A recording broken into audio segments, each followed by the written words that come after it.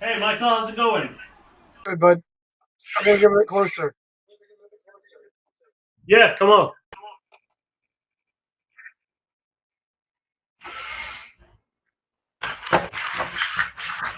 There you go.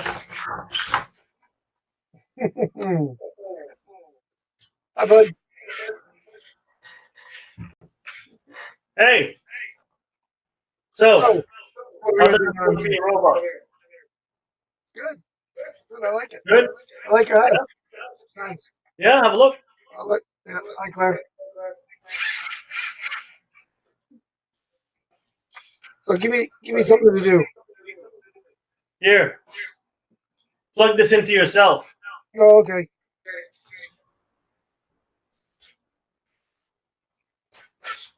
Oops. Nope. Missed it. Missed it by a bit. You teasing me. Okay. I don't have anywhere to plug it in. Into your head. Plug in my head.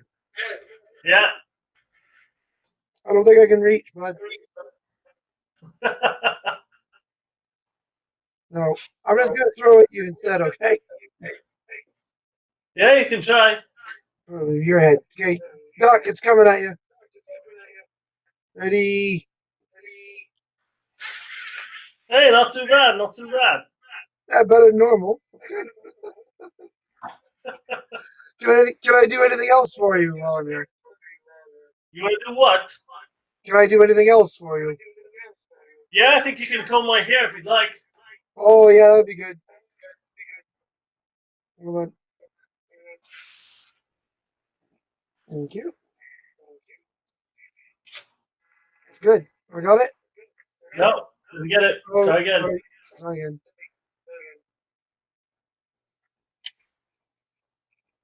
Good. There you go. Nice. Bring your head over here. I don't want to walk off the table. Let's see how this goes. Oh, that's nice. That's pretty good. Okay, okay. A bit slower would help. Okay. You know what? If you got a pair of scissors, put a pair of scissors in this hand, I can cut your hair for you. I'll pass. Oh man, you don't trust me. It's just a cute little robot. There we go. I think you look great. Thank you. I'm gonna throw this at your head now too.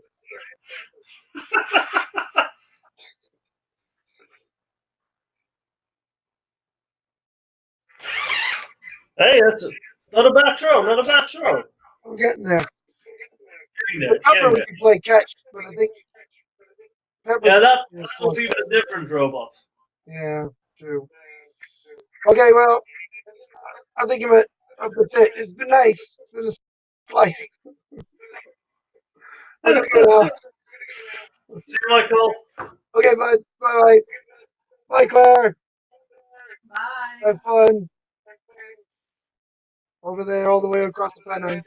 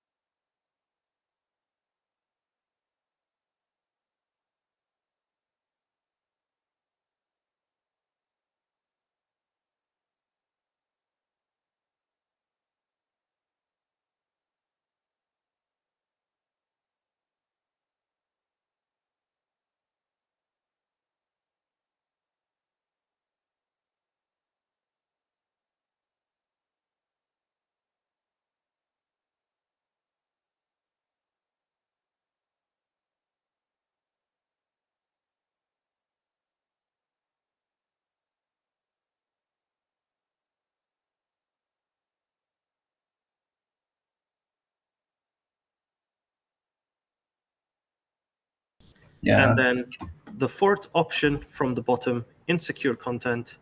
You yeah, will need to set that to allow. allow. Okay, Okay, and then you close that tab and go back to your original tab. you'll have a message asking you to refresh. Okay, I will try.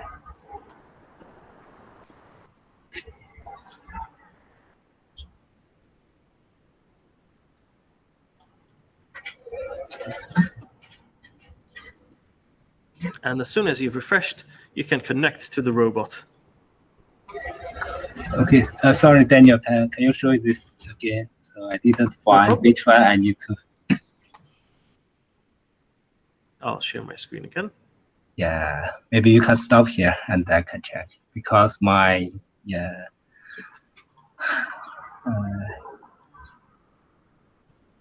my setting is in Chinese. Yeah, so I need to check. Oh, okay. Yeah. So it's this one. Yeah, a security. The fourth one, with a triangle with an exclamation mark inside of it. Okay, 1, 2, 3, 4. Okay.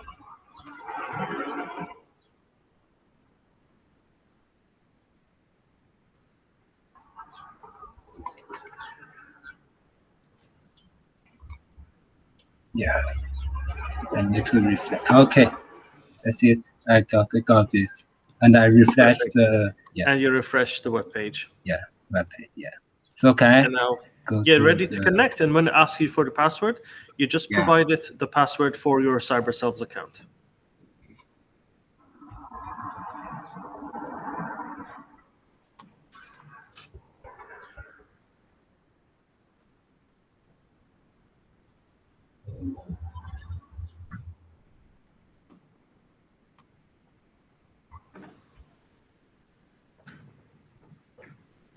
I have Perfect. logged in. Yeah. Perfect. You are connected. Yeah. So now your task Yeah. is to navigate the maze, and the quickest time wins. Your time will start as soon as you cross the black threshold that is right in front of you and reach the checkerboard, which is at the very end of the maze. Now, to control the robot, you have your WASD keys, just like a game where you can move the robot forwards, backwards with W and S, and then rotate to the right, rotate to the left with D and A. And you can also change where the robot looks by using the arrow keys or the arrow buttons on screen.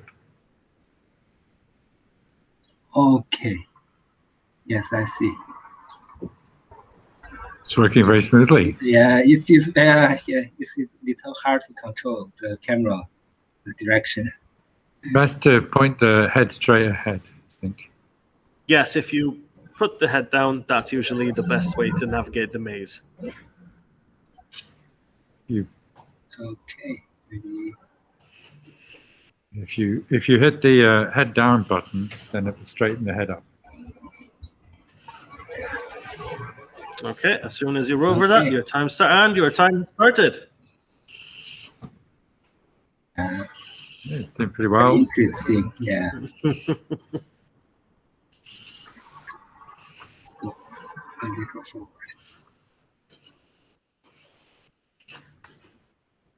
Okay.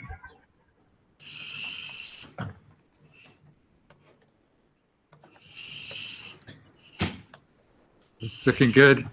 Yeah, I think I didn't find any delays here. You're into the chicane. This is the hardest bit. This is where a lot of contestants get stuck.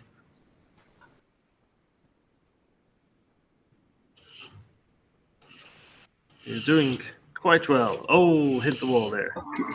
But you're through. I need to turn on the camera. Oh, I'm stuck here.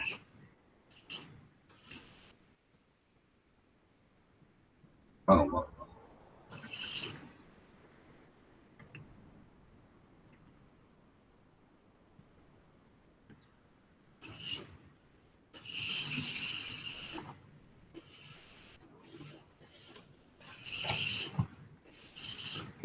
I need to go. Yeah, cool. Left, yeah. This is the Terminator Alley. Go towards the big bad Terminator.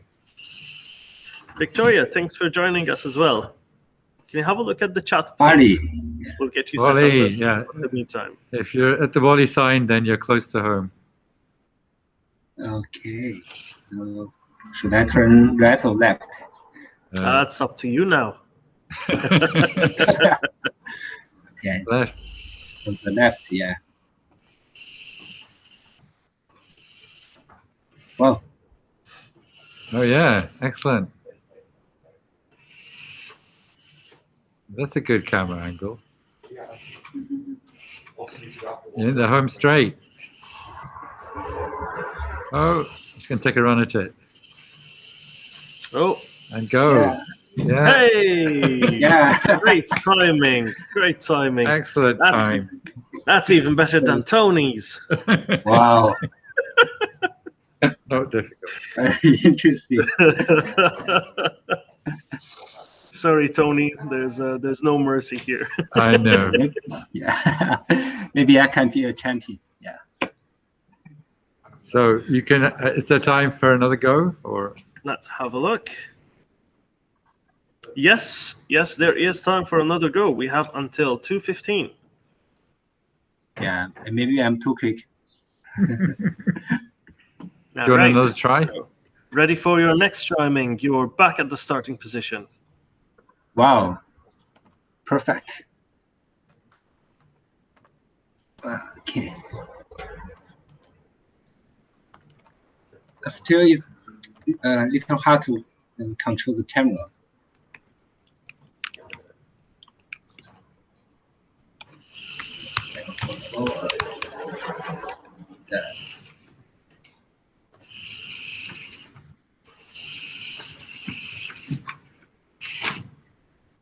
Have we started the time?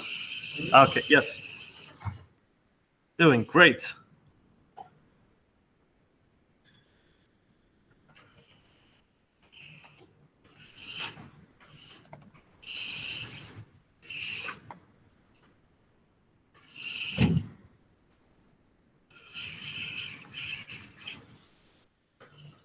You should get a job as a robot driver.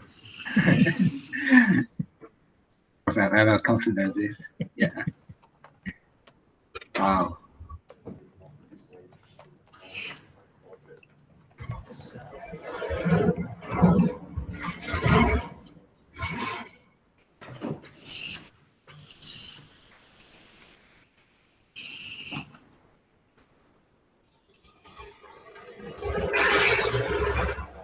We have a wall-hugging robot, everyone.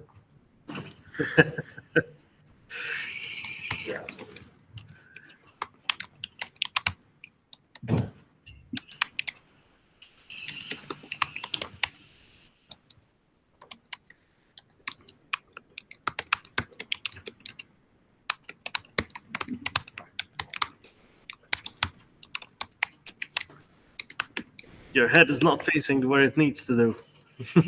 Oh.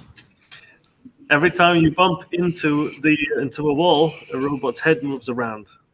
Oh, okay. So that's the problem here. So, You're in the skull and crossbones corner. Almost through there. Terminator Alley. Just go towards Wally. I got Wally here. And turn left. What happens if I turn right? You'll increase your time, since you already know Wow. where the goal is. Wow. But then again, I'm not one to discourage exploration. Oh, I'm stuck here.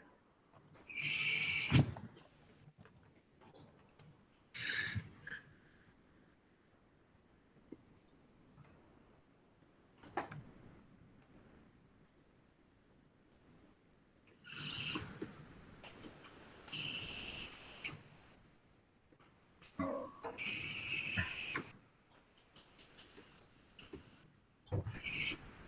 Where is my head?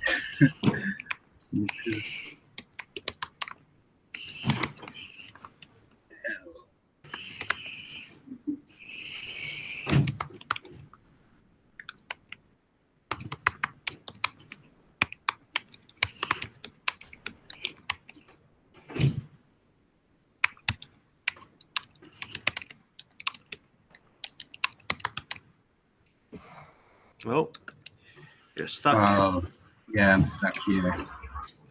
You can readjust your head tilt so you can see a bit better. If you, yeah.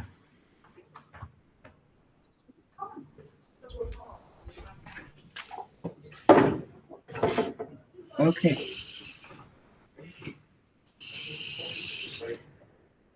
Better.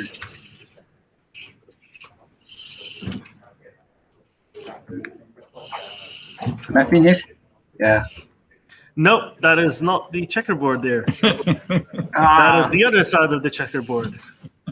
If only MiRo could go through walls. Or jump them.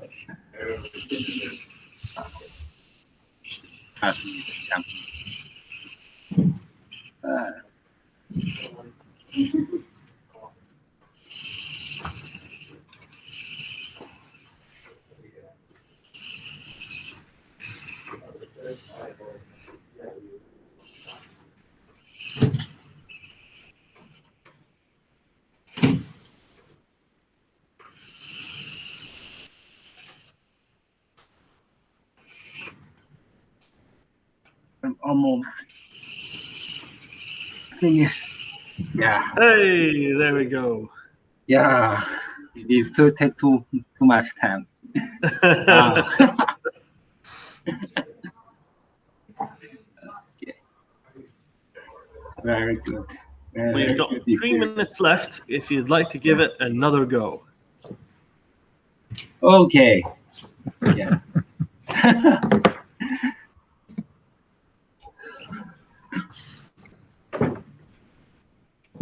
Warm up. Try again.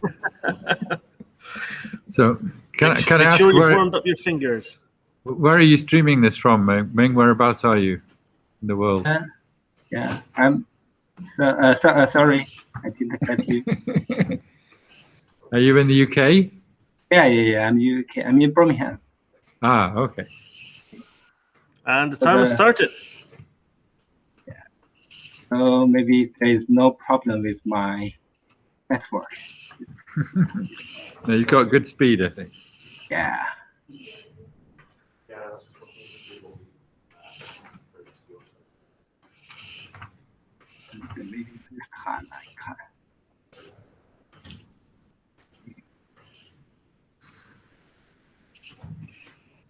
Through the chicane.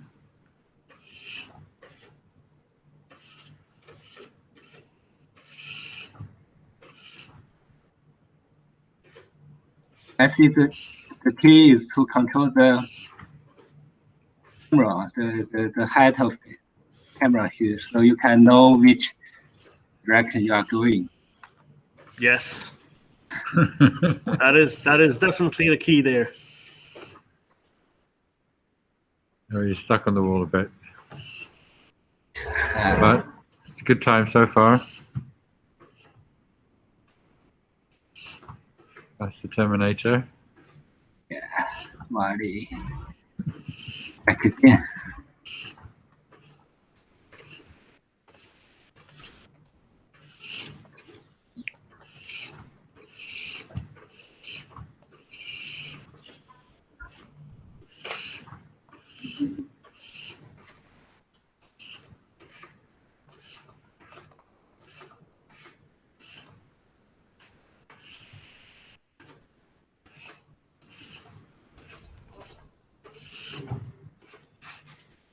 I see. I know. Oh. Sliding across the wall, but Yeah, hey! Yeah. You've managed to beat your first time. Well done. Under 2 minutes. Good. Okay. Under 2 minutes. That is great timing. Yeah. All right. Thank you so much for participating, Ming. I hope you enjoyed that. Yes. And we'll go to our next contestant. Okay. So thank you for such a interesting game here to control the robot. Oh, thank you, Ming. We're glad you enjoyed it. Yeah. Okay. So I will leave time to you. And next up, we've got Victoria Yaskaitis. Hi, Victoria. It's great to see you here. I think I'm going to be very bad at this, but I'll give it a go. And next up, that's fine. That's fine. So, let's start you with the solving the site settings issues. Have you had a look through that first? That's fine. That's fine. So I can't. There's so much. I'm hearing so many different. I can't make out what's being said. Have you had a look through that first? If you can mute the window that has the Twitch or the YouTube feed in it, and just have the Google Meet one. If you can mute the window that has the Twitch or the YouTube feed in it, and just have the Google Meet one. Oh, hold on. I think that's much better. Perfect. Sorry. Yes. Yeah, no wonder that's been Awesome. so terrible. Okay, All now right. what am I doing?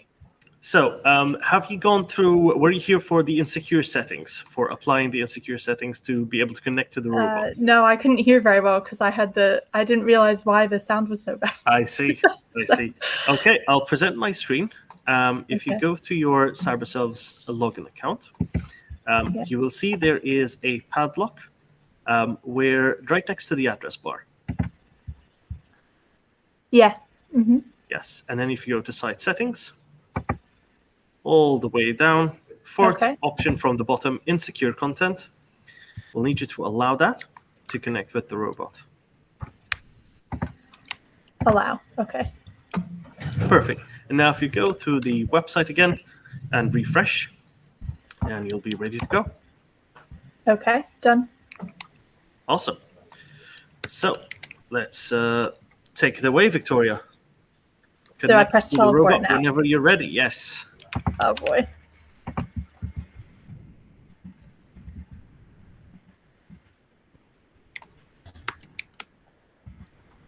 Here we go.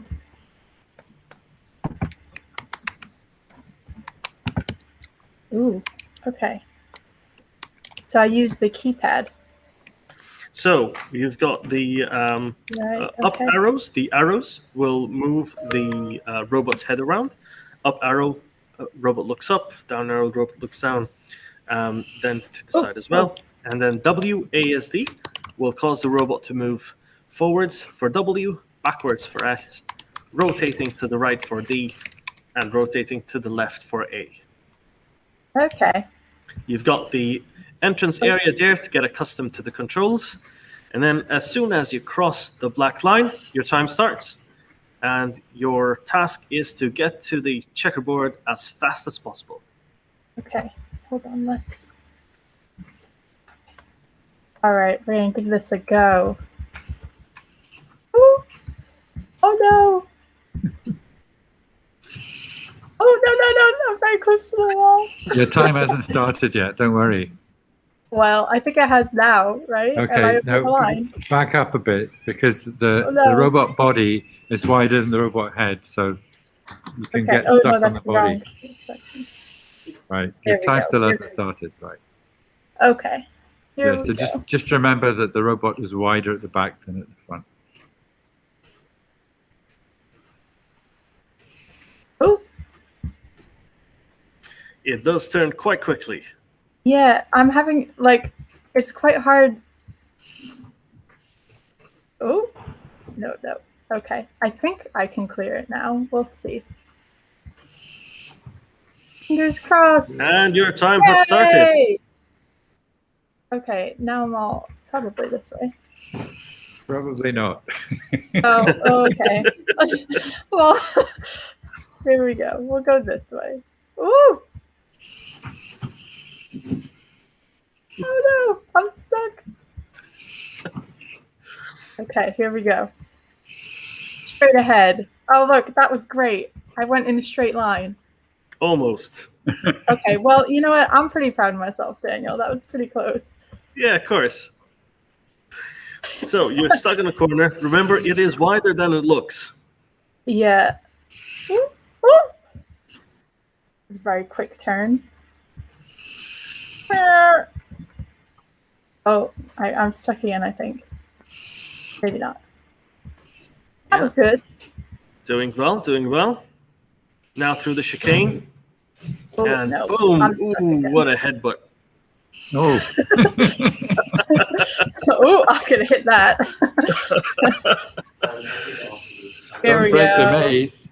It's all fun and games until a robot gets a concussion. Yeah, I'm really sorry if I concuss your robot. It's all right. His brain isn't in his head; it's in his That's body. good. All right, let's. At the moment it's in the cloud. The brain, the skull has a lot of empty space. That's very good for me because. Like most dogs. Yes. No, no. Oh, that was very quick. Oh boy. Okay, now, yeah. Go towards Terminator.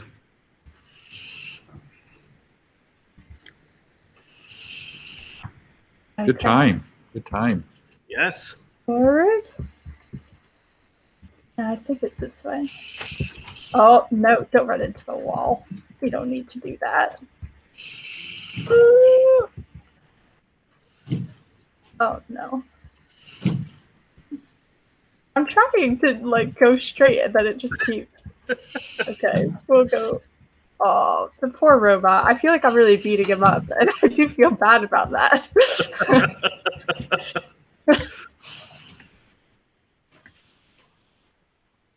Okay, come on now. There we go. Good robot. Go. Last stretch. Last stretch. Okay, here we go. Let's see if I could go in a straight. Oh, nope, nope. That was too much to ask. Oh, that was pretty good. Oh, almost. Hey! Well done. 2 minutes 52. That was fun. Although I again apologize for your poor robot. No worries. They make them durable these days, I believe. Don't you, Tony? Good. It's all part of the stress testing. See how many headbutts it can take. Glad that someone's counting. It's good to have these statistics for the end of the event. Okay, Victoria, we've reset the robot, and you can now have a second try at the maze. Oh, right. You've got Okay. 7 minutes left on your time. Whoa. Here we go. No, stop. Now a hint that we only provide to the select few. Oh boy. You're looking from the left camera. So Okay. your view is not where the robot moves. But I'm guessing you figured it out by now. Yeah. Maybe. Come on. What are you doing? Oh, I'm stuck. Go back. There we go. Oh, that's very You close. can up here. really Oh. hear the bangs from Tony's microphone. I'm really sorry. All part of the fun.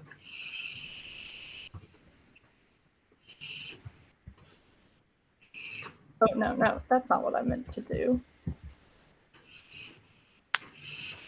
Okay. Oh, dear Lord. I think I heard that bang. That's not good.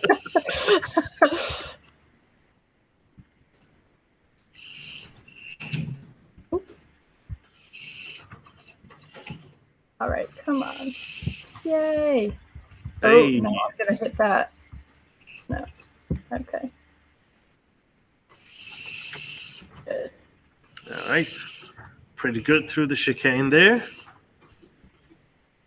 Oh, I'm going to hit that. Oh, no, stop.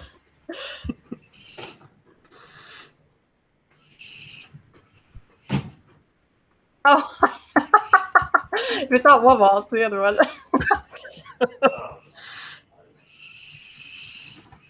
Ah, there we go. Okay, come on. Oh, I'm gonna hit that still. I think. Okay. All right, straight shot. Oh no. Apparently, I can't move in a straight line. Save my life. Ooh. Oh, I'm gonna hit that.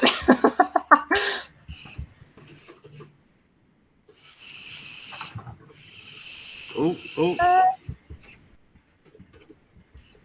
So close. Hey!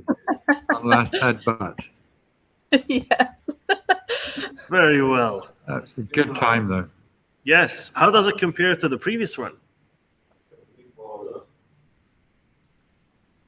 Previous score was 252, and now it's 221, so it's like a 20-second improvement. Oh, very nice. Nice, quite an improvement there. Or was that? I missed it. What? It's a 30-second improvement on your previous run. Oh, look at me. That's better than I expected, honestly. And we have 4 minutes left, maybe just enough time to do a final run. Okie dokie.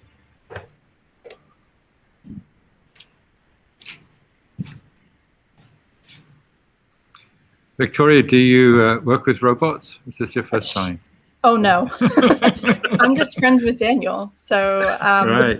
I've heard about robots quite a lot now. Okay. But yes. Would you like a robot pet? I mean, I'd prefer a This real is the dog. question. I'm a really big fan of dogs. It comes up often in conversation with me. But I will say that these robots are quite cute, though. I have always had a soft spot for them. They're pretty adorable. Although I think they look more like rabbits, personally, than dogs. Ooh. You're getting good. That was Oh, very- yeah, that don't very inflate my smooth. head too much here. That's pretty good through the chicane there. Excellent timing.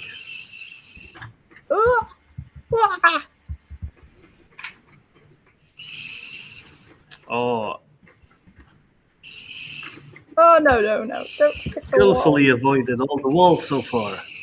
I know. It's really... Oh, see, you spoke and then Almost, that happened. almost.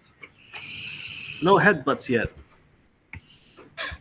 I am slowly improving. Oh, that's very fast.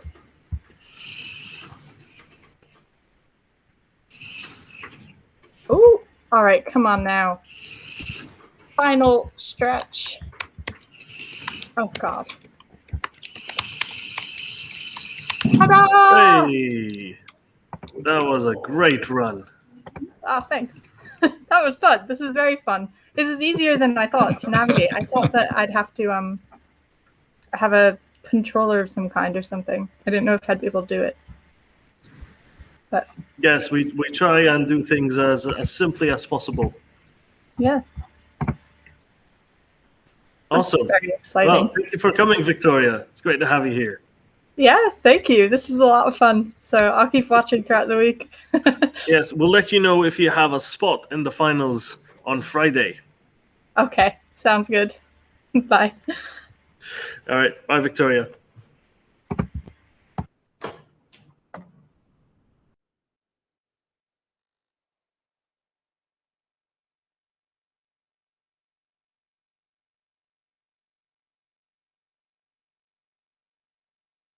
And now we're waiting for our 2:30 to join us.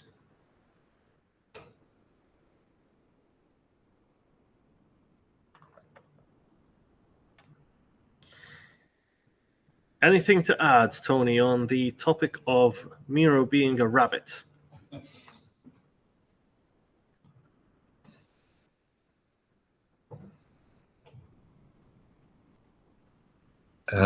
So MiRo is a generalized mammal. That's the idea. It's not any one kind of mammal. It has features of many. So it has ears like a rabbit, has a tail like a dog, and it has an infrared sense like or an ultrasound sense like a bat. The infrared sense, I guess, is like a snake, actually, which is not a mammal. But part of the reason to make it just a generalized mammal was that people to have less expectations. So if it looks too much like a dog, people might expect it to chase sticks and things, which it doesn't currently do. So if you make it just generally like an animal, but not like a specific animal, people don't have such strong expectations as to what it might do.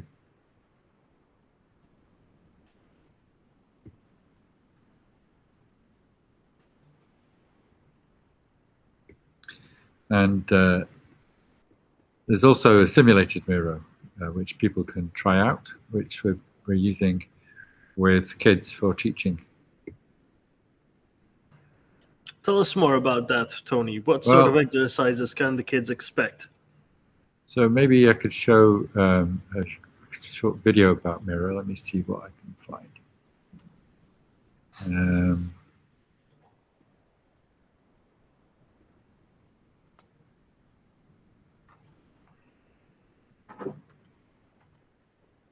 Two seconds.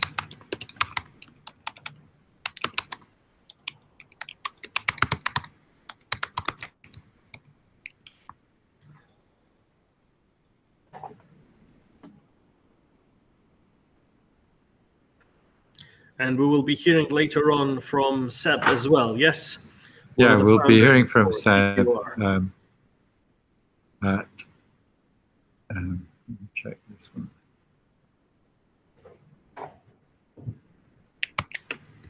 Yeah, Connor, I'm just going to send you a video you could show.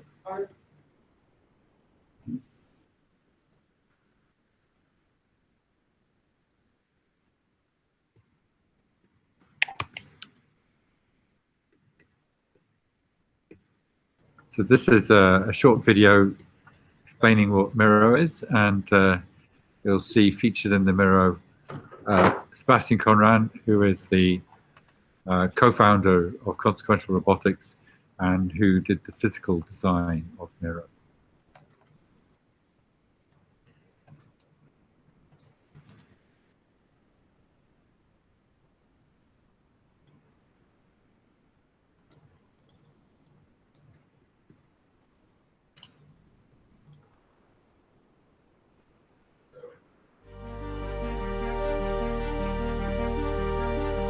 MiRo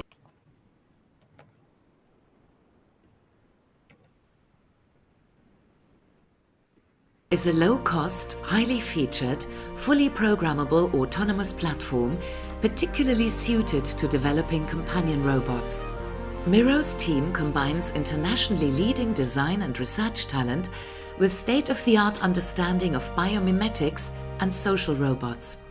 In the future, robots will play an increasingly important role in our lives, interacting with us in our personal, public and private spaces and behaving in surprisingly natural ways.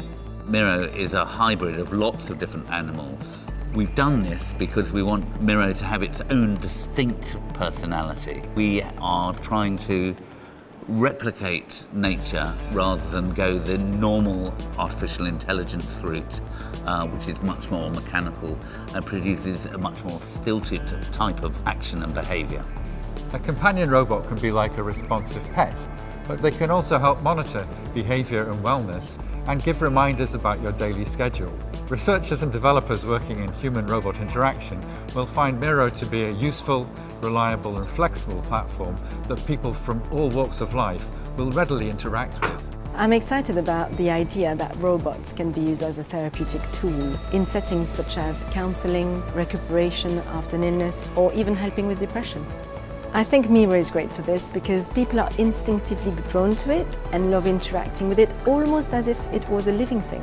Research on therapeutic robots need an open platform where developers can write their own program in order to directly control how the robot senses and responds to people. MiRo's control system is distributed across a stack of 3 ARM processors, each responsible for a different facet of control, from reflexes through spatial processing to higher level representations and decision making. At present, MiRo is like a brand new laptop with just the operating system and no programs put in it. And he's waiting for programs to be written for him that will govern his behavior and give him usefulness and functionality. MiRo is the first in the evolution of sophisticated social robotic platforms with distinct personalities.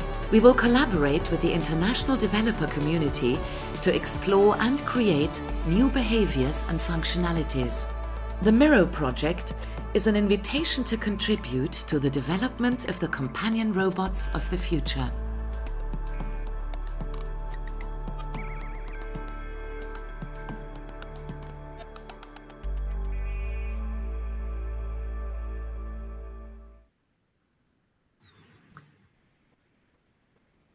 Yeah, so that was a video we made a couple of years back.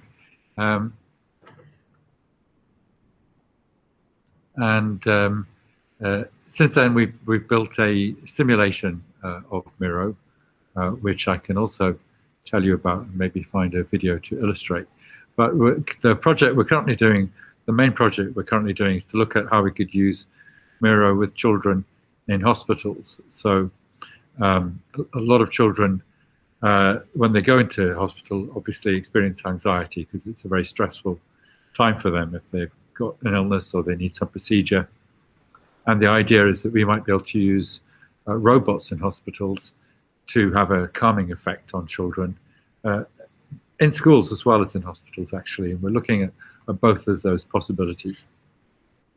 And with MiRo, one of the relatively unique features is that it's quite tactile, so it responds to being touched. And although it's got a smooth sort of outer covering, it's quite enjoyable, I think, for people, especially children, to interact with it and stroke it. And the tactile sensors in the cell, in the body and in the head detect that, and MiRo changes its behavior, and it responds almost like a puppy or a cat by sort of closing its eyes and wagging its tail and showing affection, and people enjoy that, and it can have a calming effect. So that's what we're trying to do at the moment, is to see how we can better design the robot and its behavior for these kinds of applications. That's great, Tony. And for those listening, can you tell us a bit more about what the robot does out of the box? So we know it responds to affection, it can change its behavior. Tell us what else MiRo can do. Well, so MiRo is designed, so a lot of the work that I've done The art has been to understanding try and of understand biomimetics. how animal brains work and human brains. And we do that by trying to write programs that simulate aspects of the brain, and we implement those in robots. And to the extent that the robot does an interesting animal-like behavior, then we may have captured something about how the brain works. And in MiRo, we have a very simplified version of the mammalian brain. So it has reflex systems. So you know if you touch something hot, you withdraw your hand from it very quickly, and that operates via a reflex loop through the spinal cord. It doesn't even go near your brain. So it's just going directly from your finger to your spinal cord. The spine says, oh, that's hot. Withdraw the hand as quickly as you can, and that's what happens. So we have those kinds of reflex arcs, so that if MiRo bumps into something, it stops, for example. And then there's a part of your brain, the middle of your brain, the midbrain. There's a part of your brain there that is involved with orienting. It's about deciding where you look next and how you pay attention.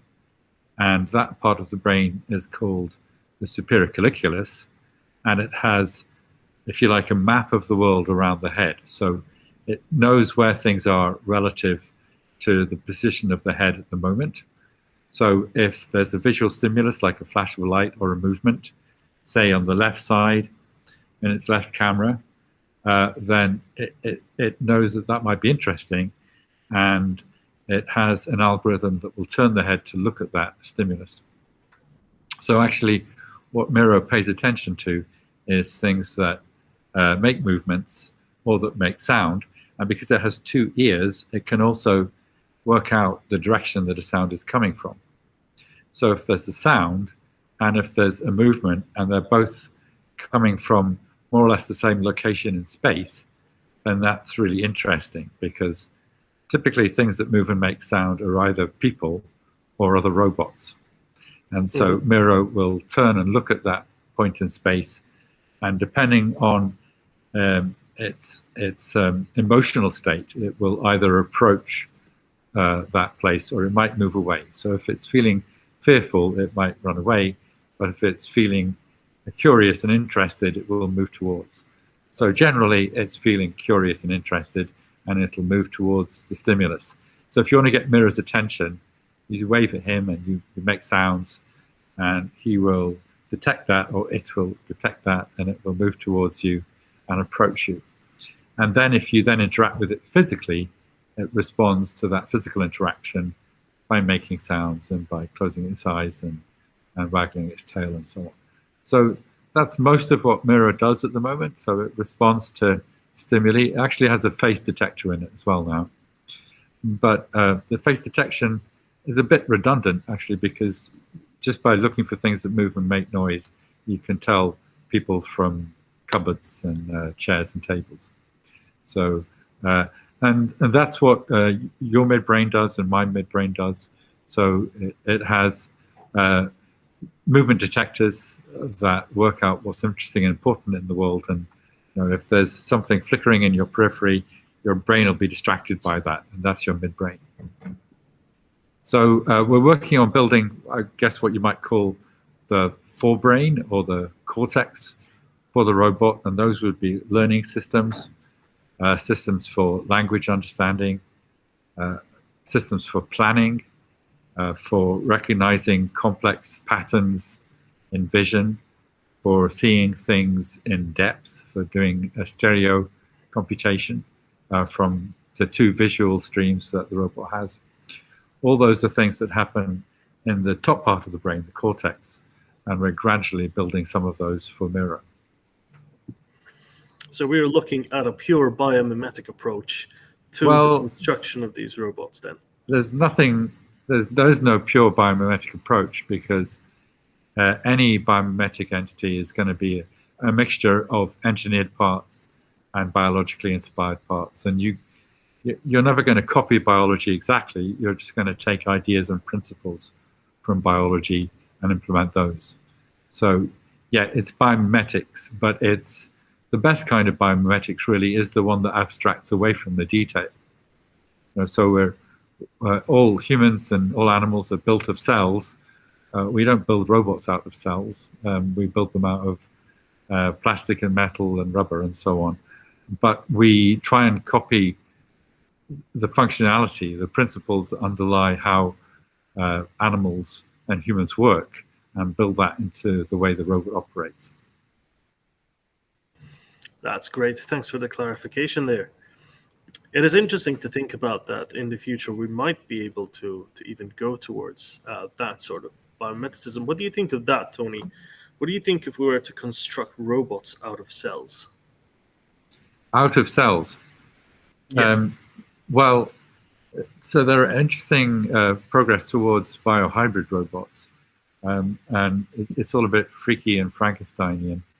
But people, for example, have connected a chip, a microchip, to an animal like a cockroach, and they've shown that you can control how the cockroach moves. So this might be useful, for example, in search and rescue. You have lots of chip-controlled cockroaches, and you send them into a collapsed building, and they could go and look for survivors, for example. And people have attached tiny magnets to single-celled animals and controlled them to move around. Sort of. So the thing with magnets is you can operate the magnet remotely. So, for example, if you want to put a robot inside somebody's body, you could maybe use a biological system like a single cell, attach a magnet to it, move it around, move it to a place in the body where you want it to be, and then get it to release some compound, maybe a chemical that's therapeutic. So there's interest from medical robotics in maybe using single-celled animals in this way. We can also reprogram the, if you like, the DNA computer inside the cell to do different kinds of calculations. So that's a form of synthetic biology, but it's moving towards sort of biohybrid living systems. So you could reprogram the behavior of a cell, or you could reprogram some of the cells inside of an animal to change its behavior in an interesting way.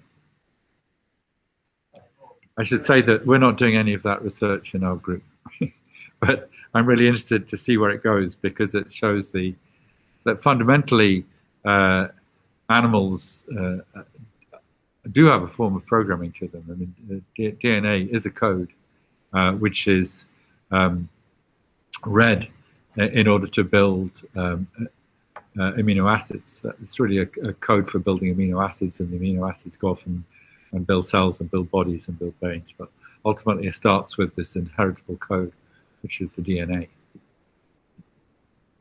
That is all extremely, extremely fascinating. And hey, we next time, instead of having MiRo going around the maze, we might set up a cockroach, and we'll get contestants to remotely operate a cockroach around the maze.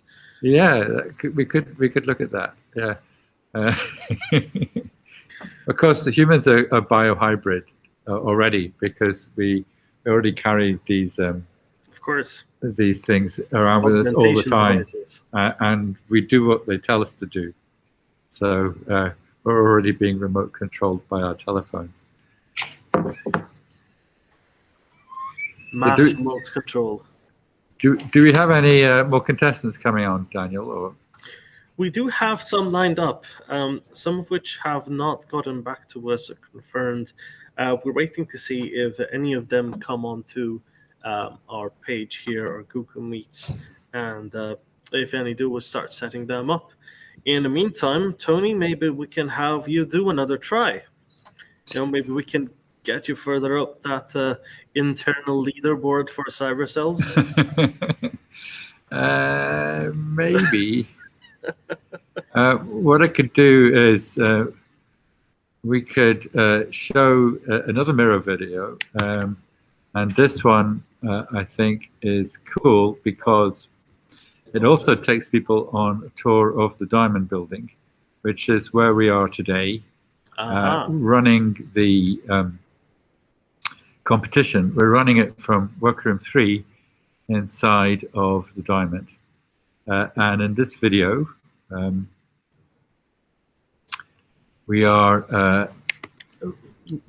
see MiRo doing a tour of the facilities at the Diamond, and MiRo is actually being remote controlled in this video, though not with teleport. But if we were to make it again, I think we probably would use teleport. But if you're on the video, there isn't. I think there's some nice music to go along with it, and it tells you a little bit about the university and about this amazing building that we're in, which is just a couple of years old, and it's the undergraduate teaching facility for engineering. So if you're an engineering student at Sheffield, you will come here a lot. So yeah, can we line it up and run it? Yeah.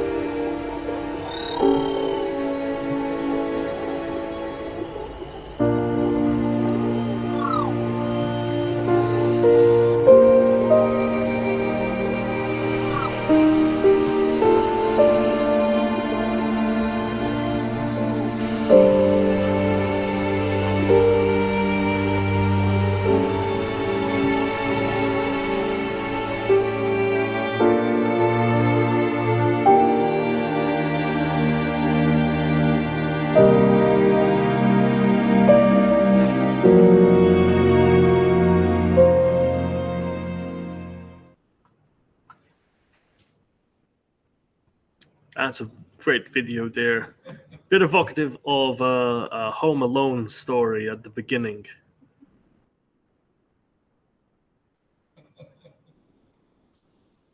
Yeah, I think I love all the mirrors together. So we've got 40 mirrors. You're muted, Tony.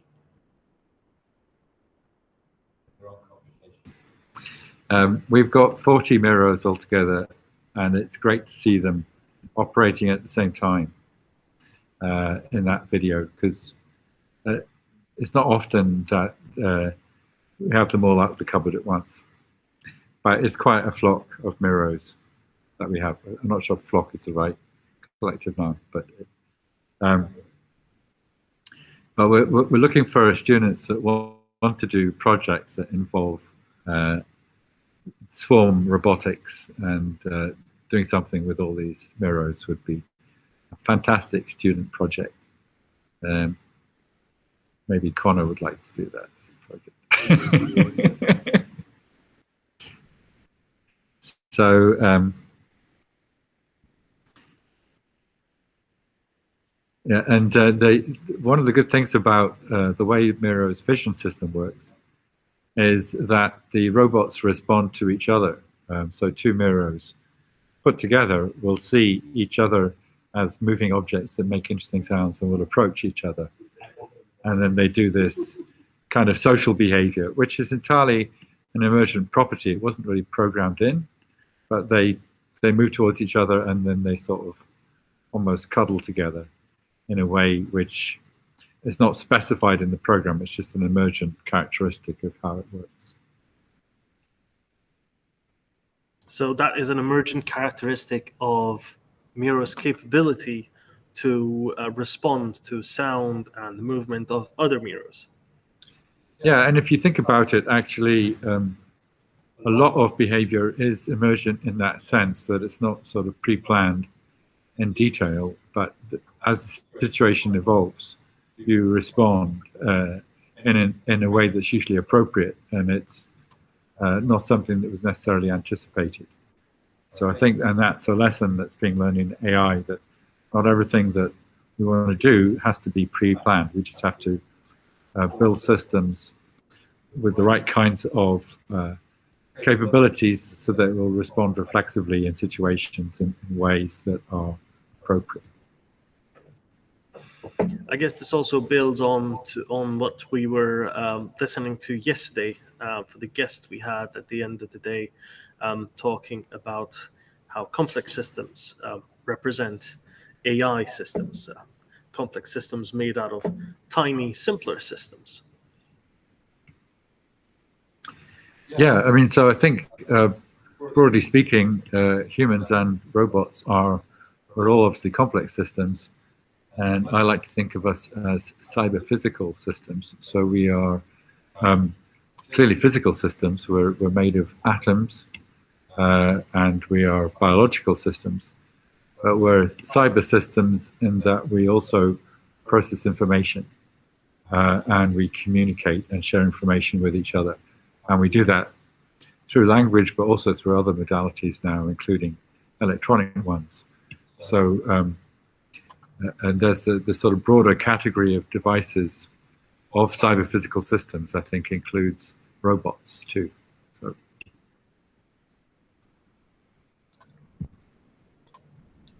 So I think, have we got any more people coming on? Someone else want to have a go on the robot? Oh, we've got someone joining the call. Is that a contestant, Daniel? Right. Hello, yeah, sorry, I've joined. I tried to join yesterday, but it didn't work. Freya, oh, hello? Hi there. Hello. Okay, well, great. We've got you here. That's nice to meet you, Freya. Is that how you pronounce your name? Yeah, yeah. Perfect. So let's get you set up then. Are you using Google Chrome at the moment? I'm just on a desktop. Awesome. So to telepresence into the robot, we'll need you to have the Google Chrome browser, please. Yep, I'm pretty sure I'm on Chrome. Yeah, I am.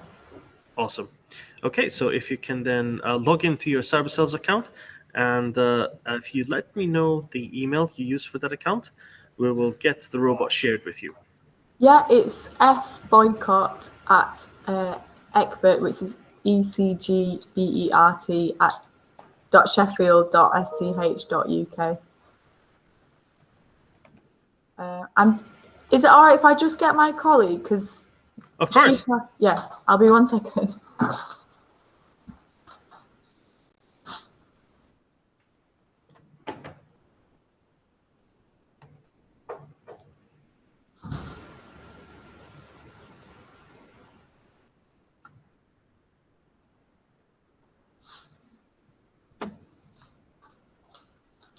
She's actually too busy, but yeah. Did you get my email? Sorry.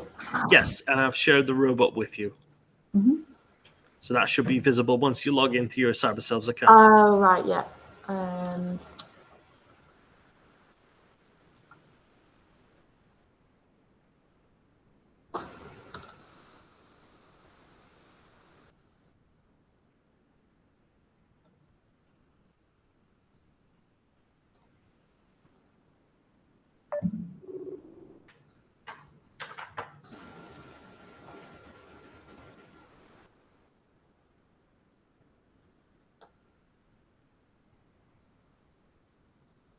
Sorry, I'm just looking.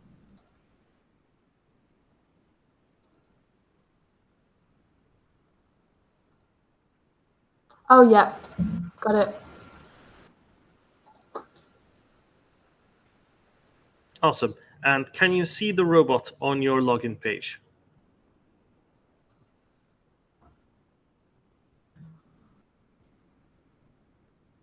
Oh, hang on.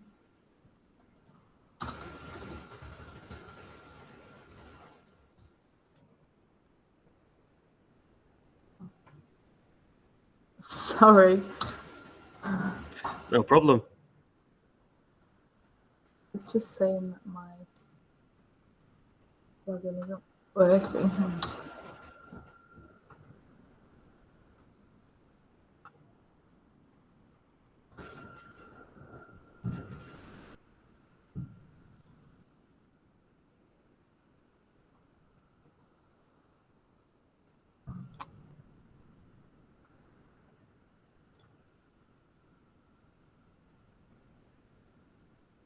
Oh, yeah.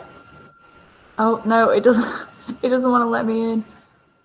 Are you having issues logging in? Yeah, well, it's asking. I'm logged in, but then it's asking for my password to be able to be teleported. Right. Okay. Great. So you've got the robot. So the password is the same password as your Cyberselves account. But Yeah. before that, we will need to put some settings onto the Chrome page, because otherwise you won't be able to connect either. So if you look at the address bar, there is a padlock just beside it. There's a what beside it? Sorry. A padlock just beside the address bar to the left, where the URL goes. Yeah. Yes. So if you click that, and you should have a menu that says one of the options is site settings. I could also share my screen. That would probably make it easier. Okay. Yeah. So can you see that okay? Yeah. Perfect. So just here, you'll have a padlock instead of the not secure, and that. And then you can go to site settings. Right. Oh, yeah. Okay. Site Perfect. settings. Yeah, got it. Yes. And so now, fourth option from the bottom, it's called insecure content, and we'll need you to allow that. This is solely for the purpose of connecting with the robot. Yeah, I've done that. Yeah. Perfect. So now if you go back to the Cyberselves login page and refresh, that'll be all ready to go, and you can teleport.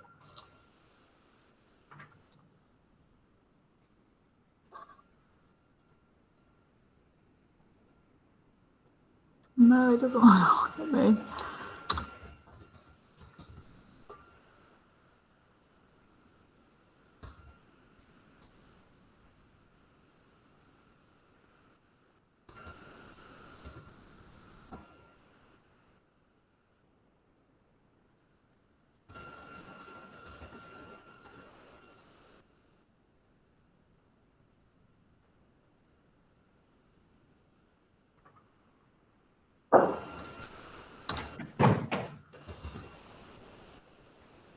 Sorry. Oh yes, yes. Oh yes, you're connecting.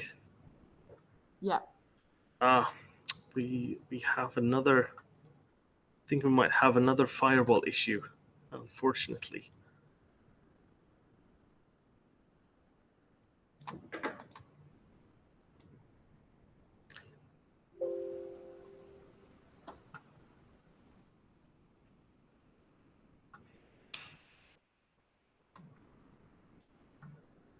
It might be because I'm at a school, so the various Oh, right. things are blocked.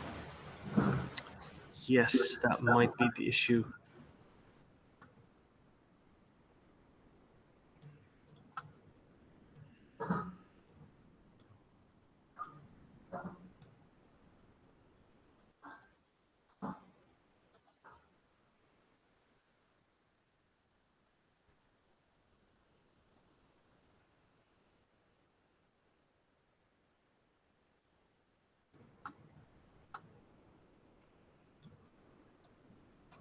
Let's see if there's something that we can do on my end. If you give me a couple of seconds. Yeah, that's fine.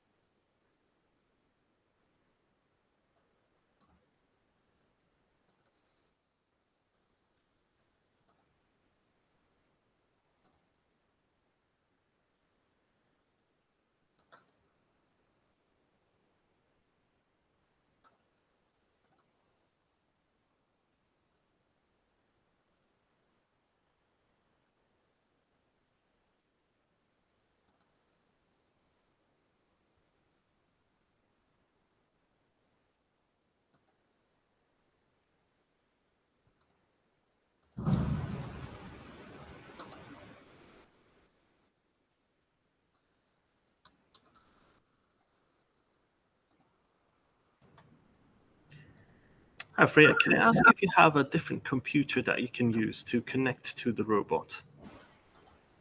Maybe on a different network as well. I believe this might be an issue on yours, on the networking on your side.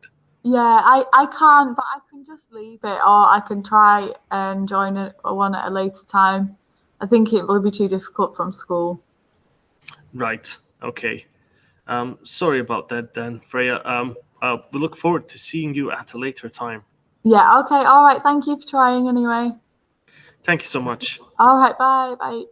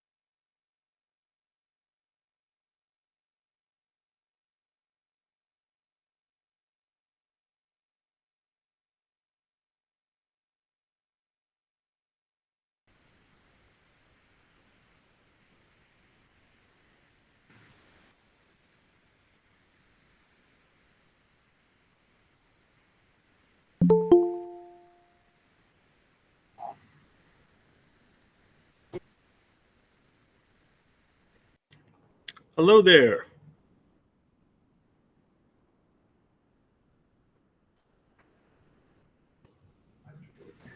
Hello. Hi there. Michael? Hello. Hi there. Oh, you got double camera because I've got the thing on here. There you go. Can you hear us, Daniel? Yes, can hear you well. It's not me. It looks like me, but it's not me. It's just the easiest way to hook up. So let us know, introduce us to who is ever going to be controlling the robot next. It's Jonah, but he's camera shy. That's fine. Okay, so Jonah, will you be connecting with? He's already got my laptop, so it should be fine just to go straight in, I'm guessing. Yes. Okay, hold on. Let me just make sure this works. Yep, there we go. I'll just log in, and now should we already have the clearance, right? Yes. Yeah. There we go. We're gonna see if the son can beat the father. He can't. Huh? Right. We don't know yet. Use WASD to drive, right? And you use hold on. It's not coming up. The vision's not coming up yet. Yeah, I can see that. So WASD to drive. If the head gets vision just pushed down, that recenters the head at a good level. Okay. All right.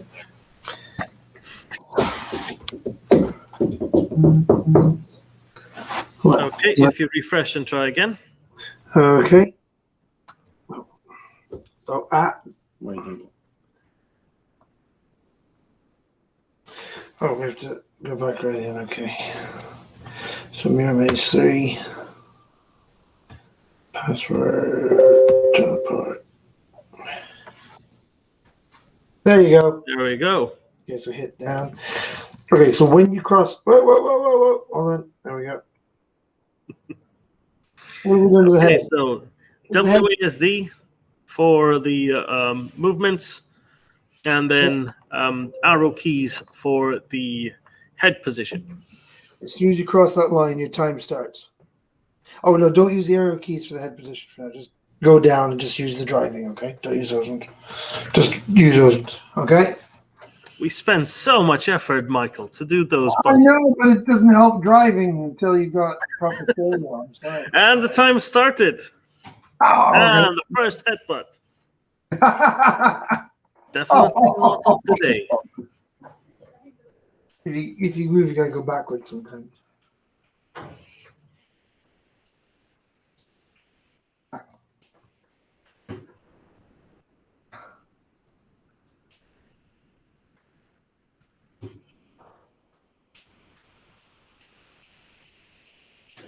Oh!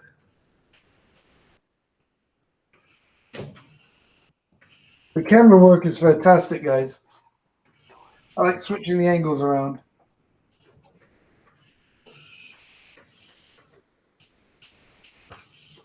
All right.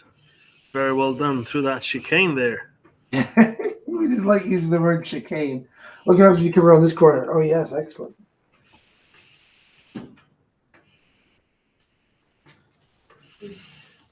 Oh, we're not going to beat my time, I'm afraid. Holding that mobile this time. Wrong way. Didn't know that, do I?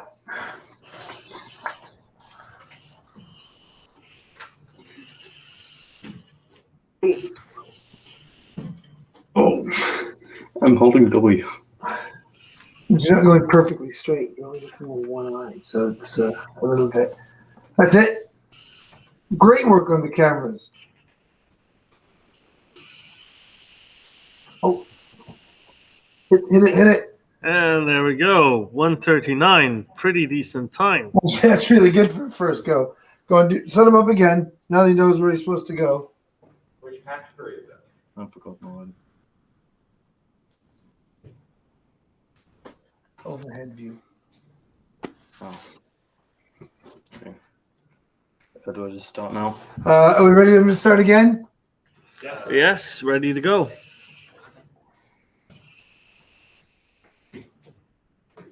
Why would we run into a wall? And time starts.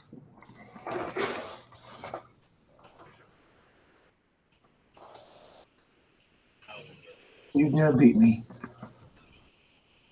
Oh, you dare. Oh, Oh, no. excellently maneuvered. Oh, my God. Excellent. This is witchcraft. Is it going to beat the high internal score? No, he's going to lose. Oh, my God. Oh my goodness, he's a first place. 36 seconds to beat. We've now got a 32-second run. Is that the fastest? That is the fastest amongst anyone, even those locally. What was his name again? Oh, he said, Jonah. unreal. So which category are we going to class this in, Michael? Oh, primary school. Primary school. if he's too nervous to speak, I'll have to settle for that. He's not primary school. I know, but you suggested the category. Yes, so I know. we're going to go with it. Put pre-primary, infant school. I don't know what's going on. We have different categories for the competition. 32 seconds. So that's secondary, actually. Oh, yeah, let me reset the robot. Unbelievable. That's unreal.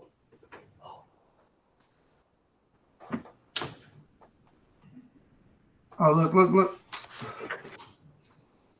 There's a leaderboard. Okay, well, that was a dumb idea. Oh, wow. Let's get the teenagers to do it and embarrass us all. You need to have another go, Michael.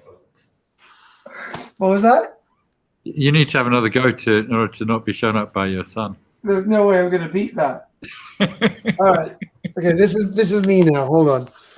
Reset it for me. Yep, it is reset. The father will defeat the son. I think you need to turn the camera on so we can see it's really you and not Jonah. Oh.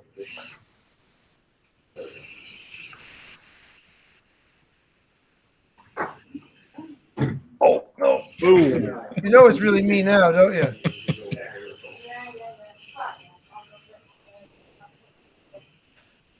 Oh, very nicely done through the chicane no. there.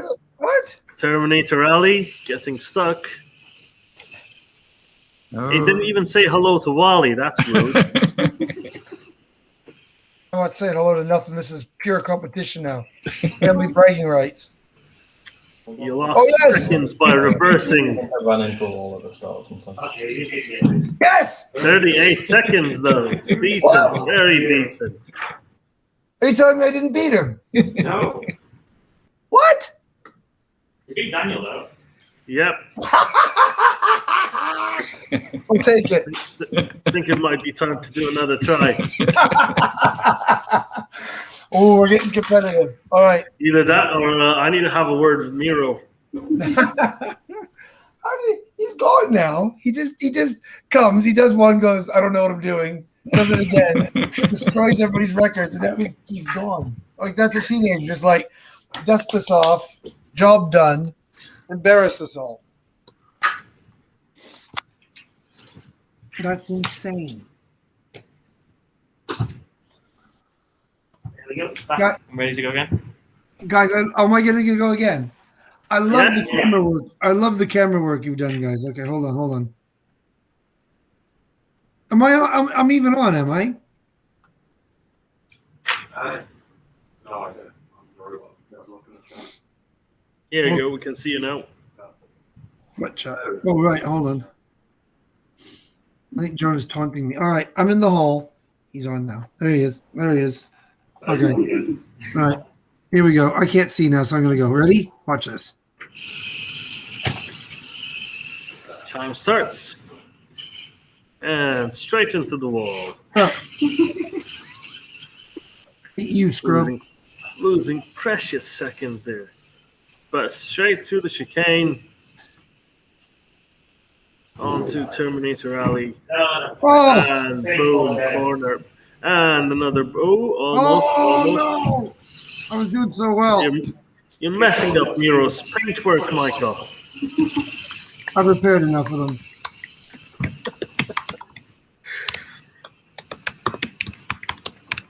Oh no! Oh, stuck again and again. No! You're taunting me. Oh! 45 seconds. What? Yep. All right. You're regressing, Michael. Why is this game so easy? Why is this game so easy?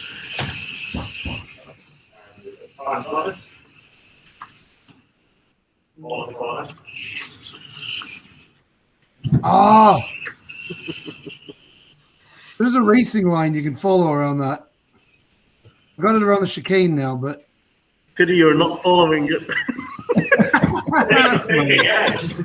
Michael, you keep hitting this corner. It's a tricky corner, guys. That's Terminator corner. Ooh. Oh! No!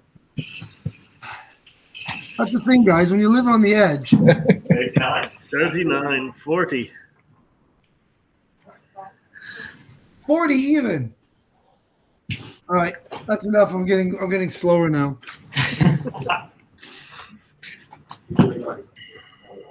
Yeah, I can bring it back. You know, I'm in my hall. I'm on the floor in my hall. I had to get out of my office. I just spilled a pint of water in there. And that computer's running about 5 different streams or 6 different streams, plus uploading stuff to YouTube right now. The for the listeners out there, the interview with Joanna Bryson that Tony and I did yesterday is now live on our YouTube channel. I shall tweet out the link soon, but if you go to Cyberselves on YouTube, you can watch it back again in all of its glory. Although I still think that, Tony, we need to have one just of the two of you, but instead of an interview, have it as a moderated discussion. You need a moderator, you two.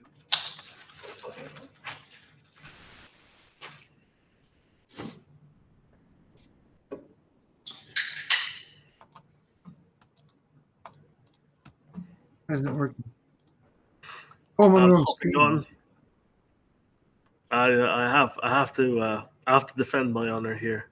Oh, you're gonna go on. All right, I'm exiting. You can defend your honor, but you're gonna beat Jonah. Not without cheating. Okay, here we go. Oh, Jonah's trash talking in the other room now. What did you say? Bring it, old man? I think he said, bring it, old man. I see. Oh, I got the corner there. I was so far off what I actually said is impressive. What did you say then? Nothing like what you thought I said. I didn't think you said that. I just wanted to tease Daniel. I think you said your powers are weak, old man. Oh, Joni, about to lose. 29 seconds. 29. Oh, 29 seconds. Does that beat Jonah? Sub 30 seconds. Yeah, We've broken the 30-second barrier. yeah.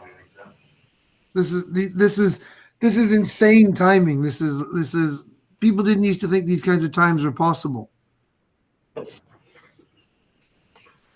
And now look at us. It's training. It's coaching.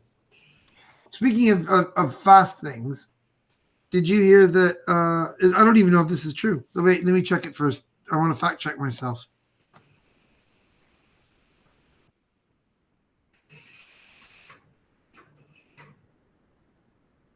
Yeah.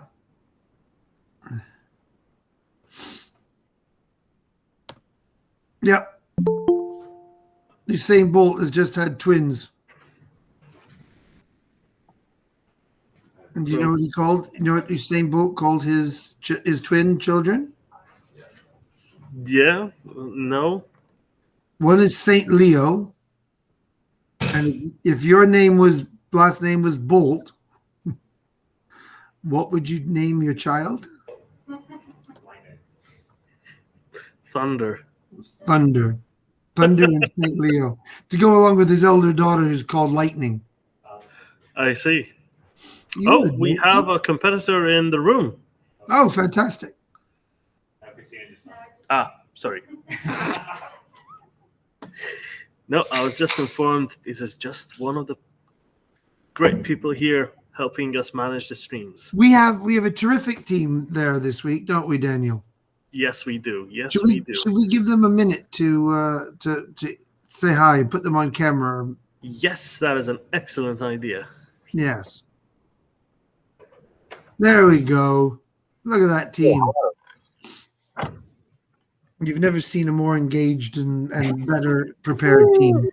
Like you can see, They're not as fast as we are at the MiRo Maze, I gotta say. But I mean, I've beaten your score. I've beaten your score, Michael. When? I've got 36 seconds. You've got 38. When? Like yesterday. Oh. You missed it. I got 36 seconds. What did Jonah get? He got 32. Oh well, that's my offspring getting that, so I count that as mine. Does that mean we get another attempt then? Oh, you can have as many as you like, but you're not going to beat the 15-year-old. That's my point. Do you want to bet? Well, the funny thing was that was Jonah's second attempt. I like that too. He sat down and said, "I don't get it," and the second one's like, "Yeah, here I win." You old people are slow. You guys are just a different generation. I mean, let's face it. You slow down when you get to be your age. How old are you guys? I'm 19. Well, it's practically geriatric compared to Jonas. No. Watch it. I'll drag the 11-year-old out.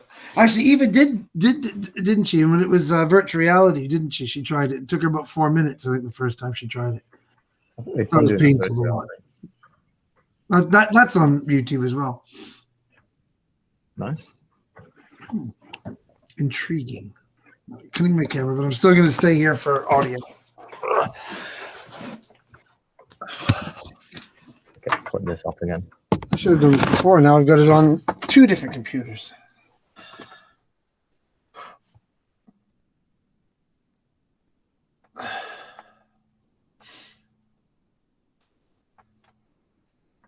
What do we got here?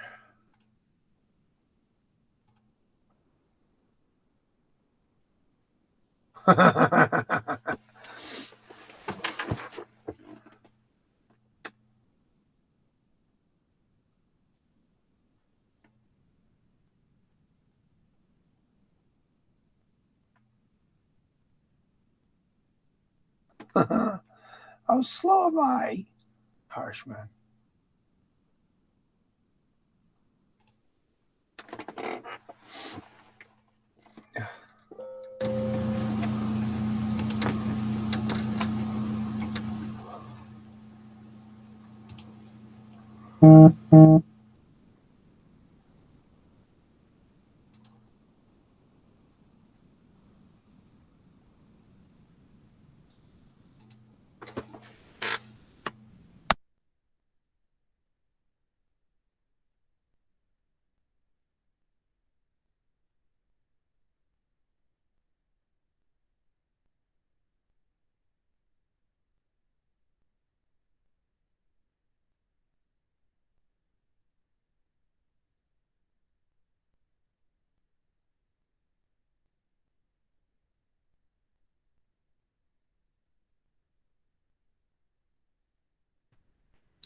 So this is the famous Atlas robot from Boston Dynamics, but with an alternative soundtrack.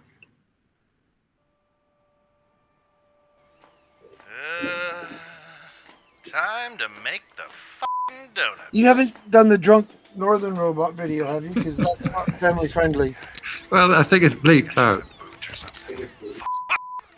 We can't hear it right now, fortunately. Oh, wait, let me go here to turn the thing off. All right. Yeah, it doesn't have to. What are you laughing at, hippie?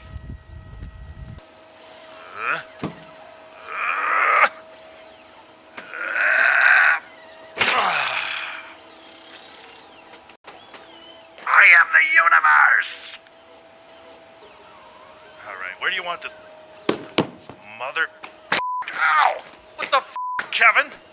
God damn it. Oh. That wouldn't be acceptable, I'm afraid. Alright, stop f***ing around. Yeah. Tell me where you want this thing. But there's a deeper point here about anthropomorphizing robots. There's always a deeper point about anthropomorphizing. All right. Sorry, I lost myself there. About anthropomorphizing robots, but Damn it, that. it's funnier. Or as we'd say, it's really funny.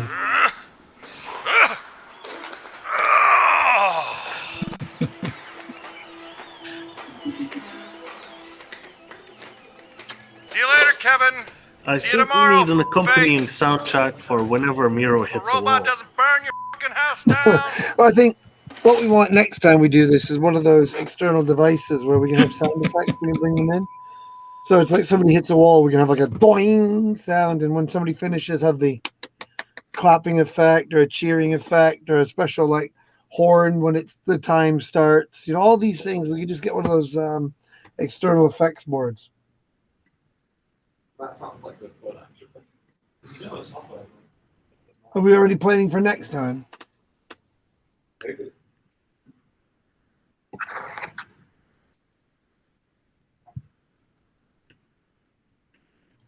So if we got a meet set up for Seb Conrad. Yeah. Right. And he's got the link, yeah? Yeah, he should be.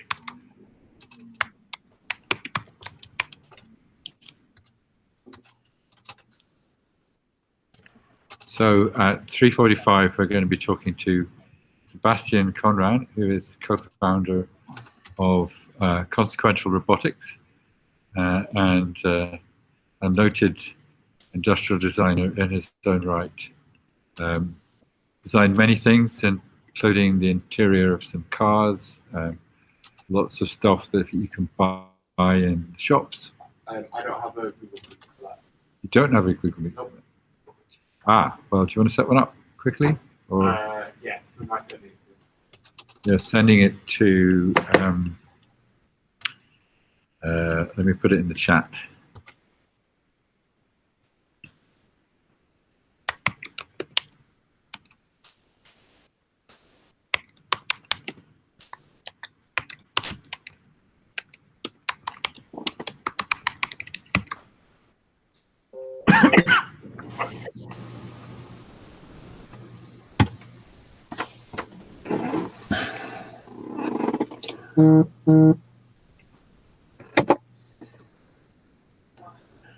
Good Lord.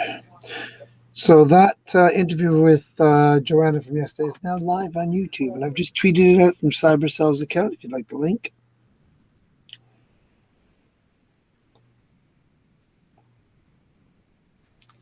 Thanks, Michael. I will retweet. Thank you.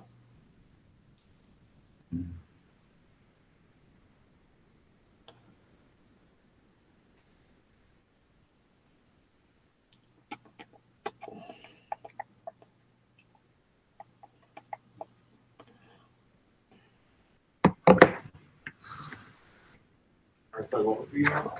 It's in the chat, Telegram, I think. Oh, I have another child going to be home from school soon, so we can see if more of my offspring can embarrass us.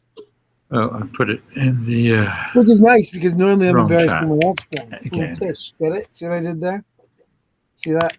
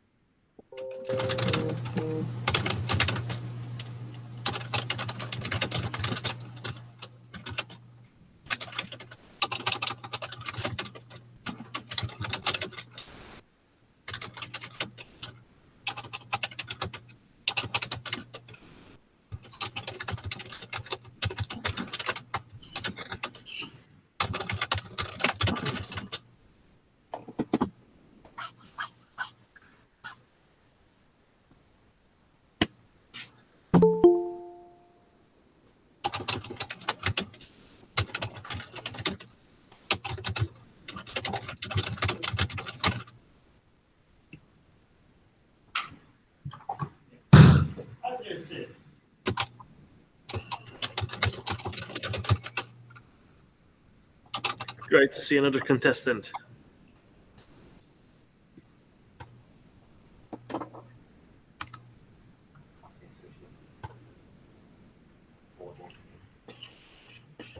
Can you hear me okay?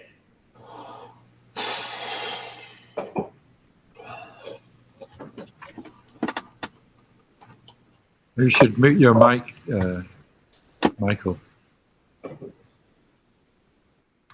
Getting lots of keyboard action and heavy sighs.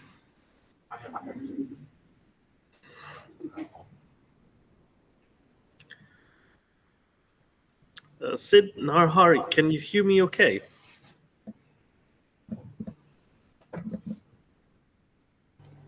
Hello, yeah, I can hear you. Perfect. That's great. So, let's get you set up. Can I ask which browser you're using at the moment, please? I'm using Microsoft Edge. Okay. Do you have a Google Chrome? I do not have. Would you mind installing Google Chrome? Unfortunately, Yeah. it's the only browser that it works with. Okay, give me a second. No worries. Thank you so much.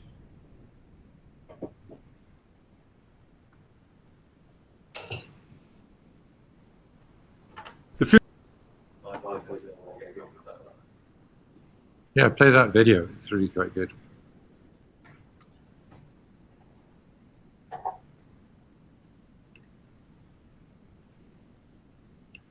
So this is a video that's released last year. 9 most advanced AI robots.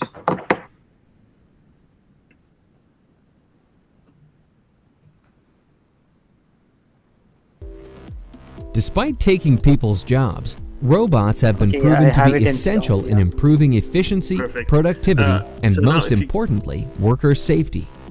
In this video, we are going to look at the most advanced humanoid, industrial, and service robots that are changing the future with the help of artificial intelligence.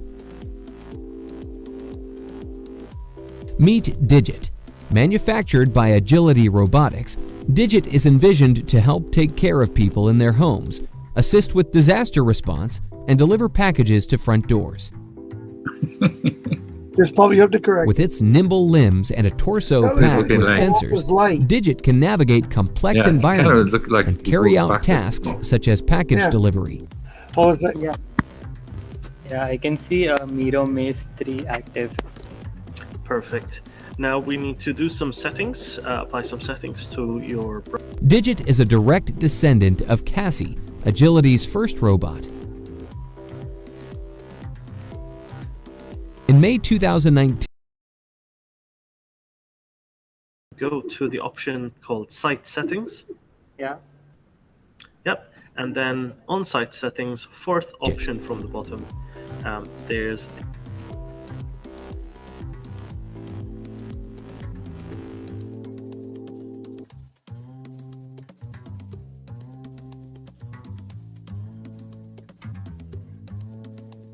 This is Pepper.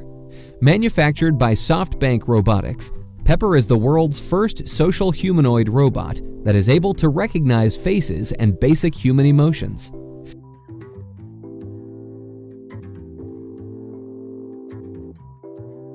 Pepper has been adopted by over 2,000 companies around the world.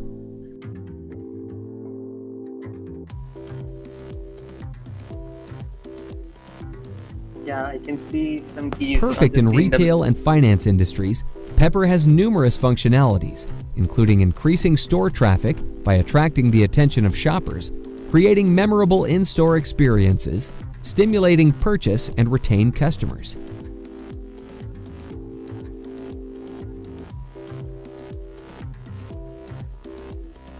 Pepper can also gather comprehensive data to enrich the customer base and generate shopper insights.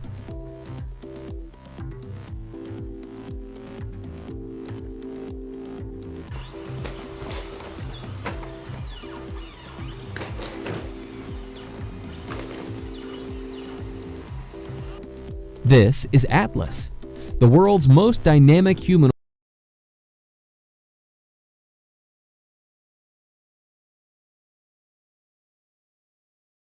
Sure, let me turn on my camera.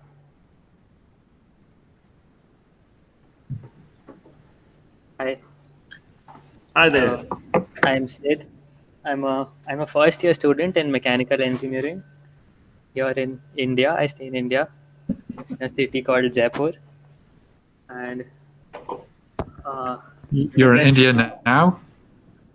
yeah, I'm in India right now. Okay, good luck. So there might be latency issues. So. Yeah, it's. We'll see. We'll see. You're a second contestant from India. Okay, great. Okay, so Sid, you can use the WASD keys on screen or on the keyboard to control where the robot moves. And you can also use the arrow keys to control the robot's head and where that is looking. And the objective here is you're in a starting space at the moment. You can use that starting space to experiment with the controls. And your time starts as soon as you cross the black threshold there. And we will time you until you get to the checkerboard, which is the end of the maze here. All right. Here we go.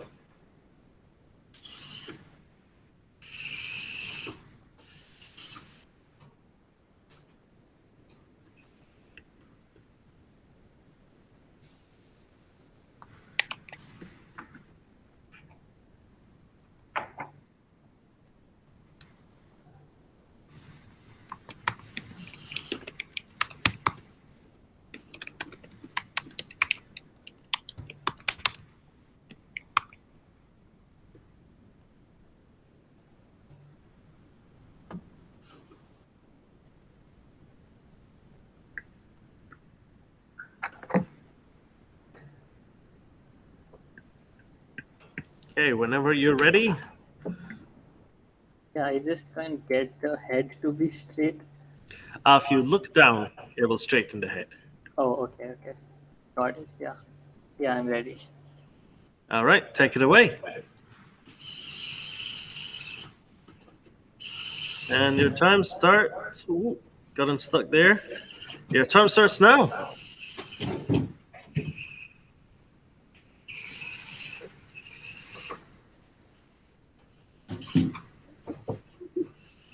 Couple of bumps. Never did any harm to the MiRo. Right, Tony? Yeah, it's going perfect. That's clearly a lie. Bumps have definitely done harm to the MiRo. Usually off dropping off a table, though. Bumps have definitely done.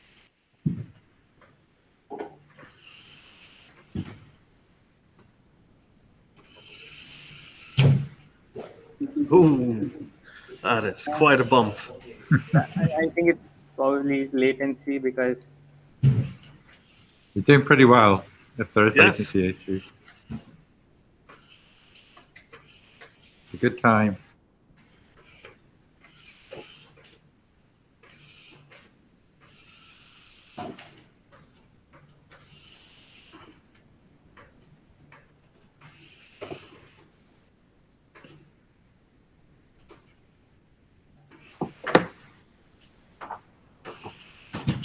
You want to head towards the Terminator.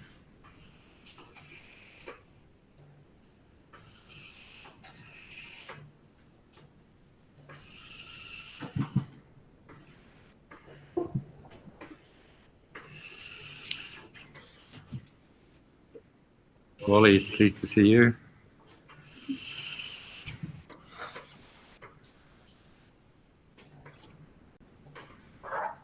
Oh, we've hit a wall here. Yeah, just back up when you hit the wall. Here we go. Going well. Oh.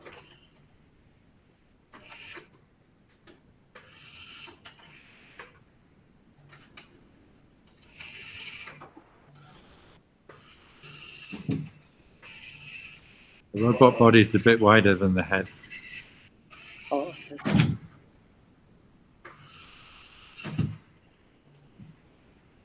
Almost through that last corner.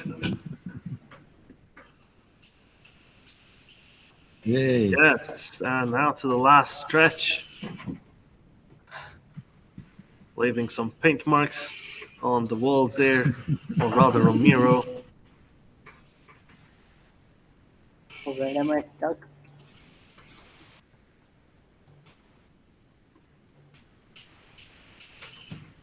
Oh, at last.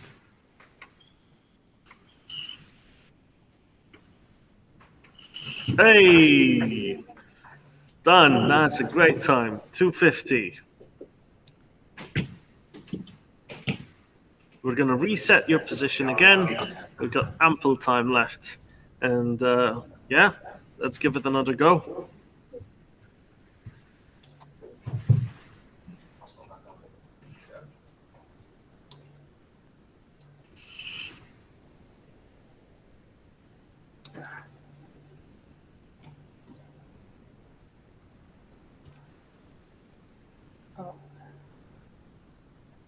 The head is falling back down, I think.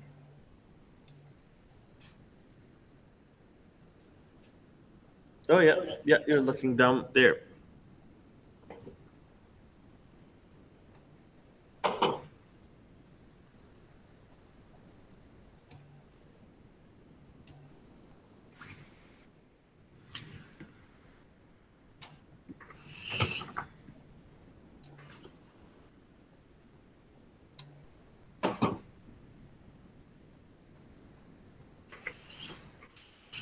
Yeah, got it.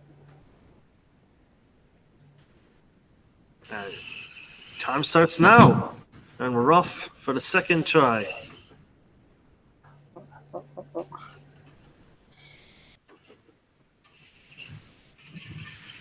No, stuck on a corner there.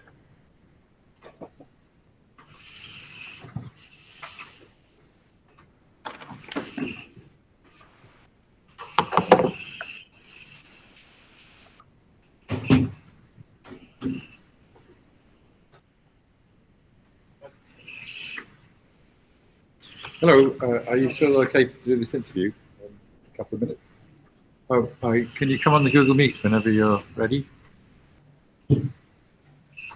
So there should be a link in your CQR email.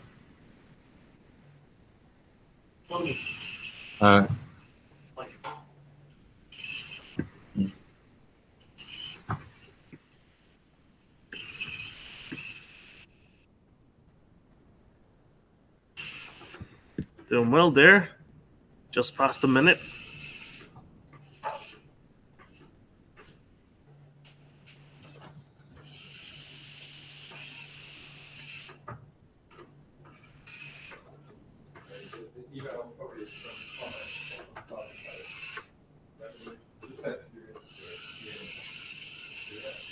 Oh, last stretch.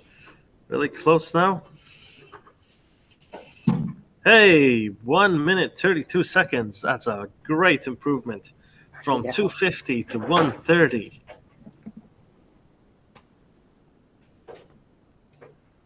And that places you number 1 in the university category. Well done. Ready to try and beat your best time? Yes, of for course. another go? Yeah. All right.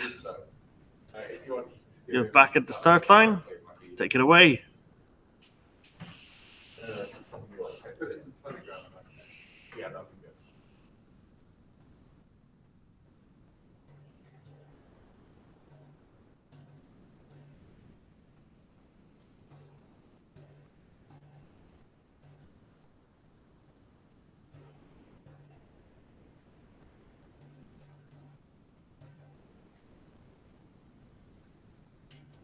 Hey, Sid, we're going to reset your position because we didn't start the timer as soon as you cross the line. Yeah, okay. So ready to go again. All right, ready to go. And timer starts.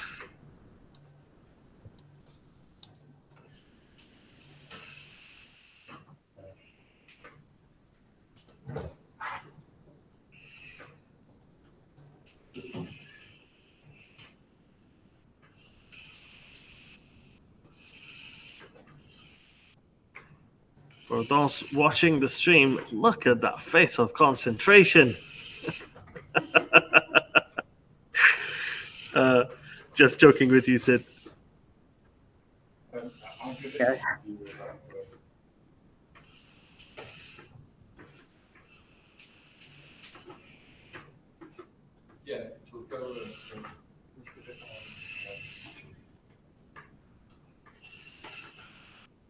Oh, we're looking good to break another record here.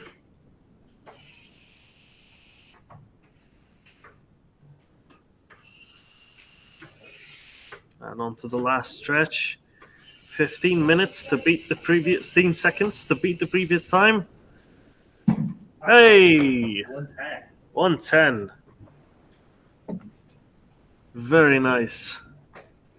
That's great, Sid. So how'd you find it? Oh, this is amazing, amazing, yeah. How does it feel to be controlling a robot from halfway around the world? Yeah, it's fabulous. So is this your first time controlling a robot, Sid? No, definitely not my first time. I've participated in a few technical events. Mm-hmm. But yeah, it's the first time doing it online. We'll have to get him on the VR version soon then as well, so we can have an immersive chance to control it. Something we haven't. So I was gonna say something we haven't emphasized enough, that this is the browser-based version of an app we've developed for immersive virtual reality control of robots, a more immersive kind of all-rounded telepresence. And one day we'll hook you up to an all-over kind of haptic suit so you can feel every time you bump in a wall. That might help you not do that. Nothing like some good old negative feedback.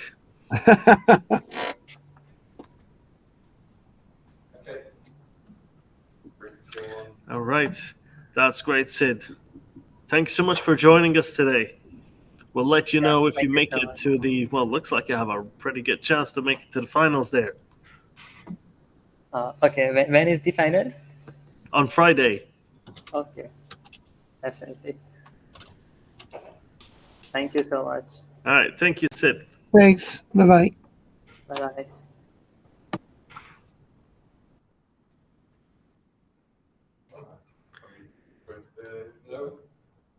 How are we doing, Daniel? Are we ready for the interview with Yes, it looks like we're setting up for the interview as we speak. Right, so is that going to be in this room, or are we getting another one? Other room. All right, okay. I'll meet you there, shall I? Yes. I'll see you there.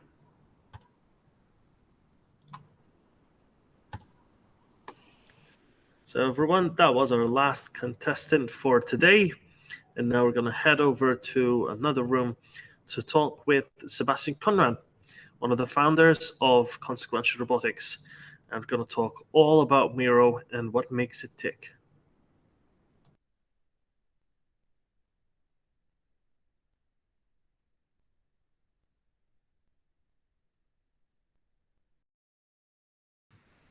Waiting for Sebastian Conrad to come online. Seb, here he is. Good afternoon, Seb. Or should I be wearing headphones and stuff? I think you might be muted. No, I'm not muted. Everything's tickety-boo. Can you hear me? No, Yes, still no I can sound. hear you, Seb. Good.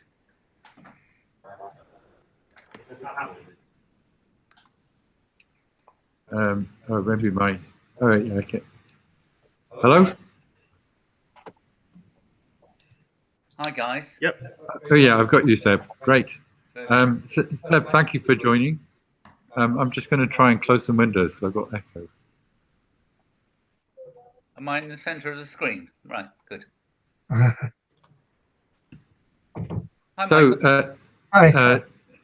So, Seb, I think you know Daniel Camilleri and Michael Solosi, and we have been running all week a competition called MiRo Maze, where people get to remote control the MiRo robot via teleoperation. and it's been going pretty well. And people have been completing a lap of a physical maze, and the fast ones have been doing it in about 30 seconds. It took me about 4 minutes. All right. You'd be very welcome to have a go. Basically, you control it from your keyboard, and you see through the eyes of the robot as you're going around. Oh, really? Yeah. So we're running all week as a competition, and there'll be a final on Friday, and the winner, I think, wins a book voucher. So we've shown a few videos, so the people that are following the live stream know a bit about MiRo, and obviously they've seen MiRo moving around. And I wanted to talk to you so that you can tell us a bit more about the ideas behind MiRo from your point of view as the chief designer on the MiRo project. So looking back, what do you think you were trying to do with the design of MiRo? What did you want to do when you designed this robot? Well, the principal thing I wanted to do was make a robot that was going to be enjoyable to use, and it was going to be emotionally engaging, I suppose. I've always felt that humanoid robots are a bit disappointing, and I sort of think RoboCop and sort of slightly aggressive, scary things when I see humanoids, and I'm worried that they're going to invade my space and do things I don't want to do. And whereas you know, I don't worry about my kitten or my puppy or my little bunny, pet bunny. So I guess it's, if one's going to have a robot companion or an artificial friend in your home, I'd prefer it started off as something like a domestic pet, something that I felt I was in control of, but at the same time, it was in control of itself, and it was a something that we all are familiar with. And I guess the end game was the idea that you'd have a robot that you treated like a pet and you talk to like a pet. I mean, who doesn't talk to their pets? I mean, you hear people chatting away to their pets, and but it seems natural to talk to a MiRo. And when we have a MiRo on a trade fair or something, people come up to it and chat away, and kids chat away. And you know, I mean, you wouldn't do that to another sort of, you know, a fighting robot or some of these other robots or a pile of Lego bricks. Whereas the MiRo invites you to emotionally engage with it. And when you were designing it, I know that you were inspired to make it a bit like an animal, but also you wanted to avoid making it too close to being an animal or any particular animal.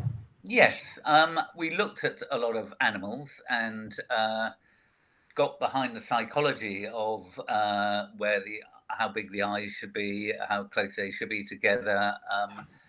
Looked at ways that an animal will signal its happiness or anger or sadness, or you know, so a dog will bark if it's unhappy or aggressive, or it will purr like a kitten if it's happy.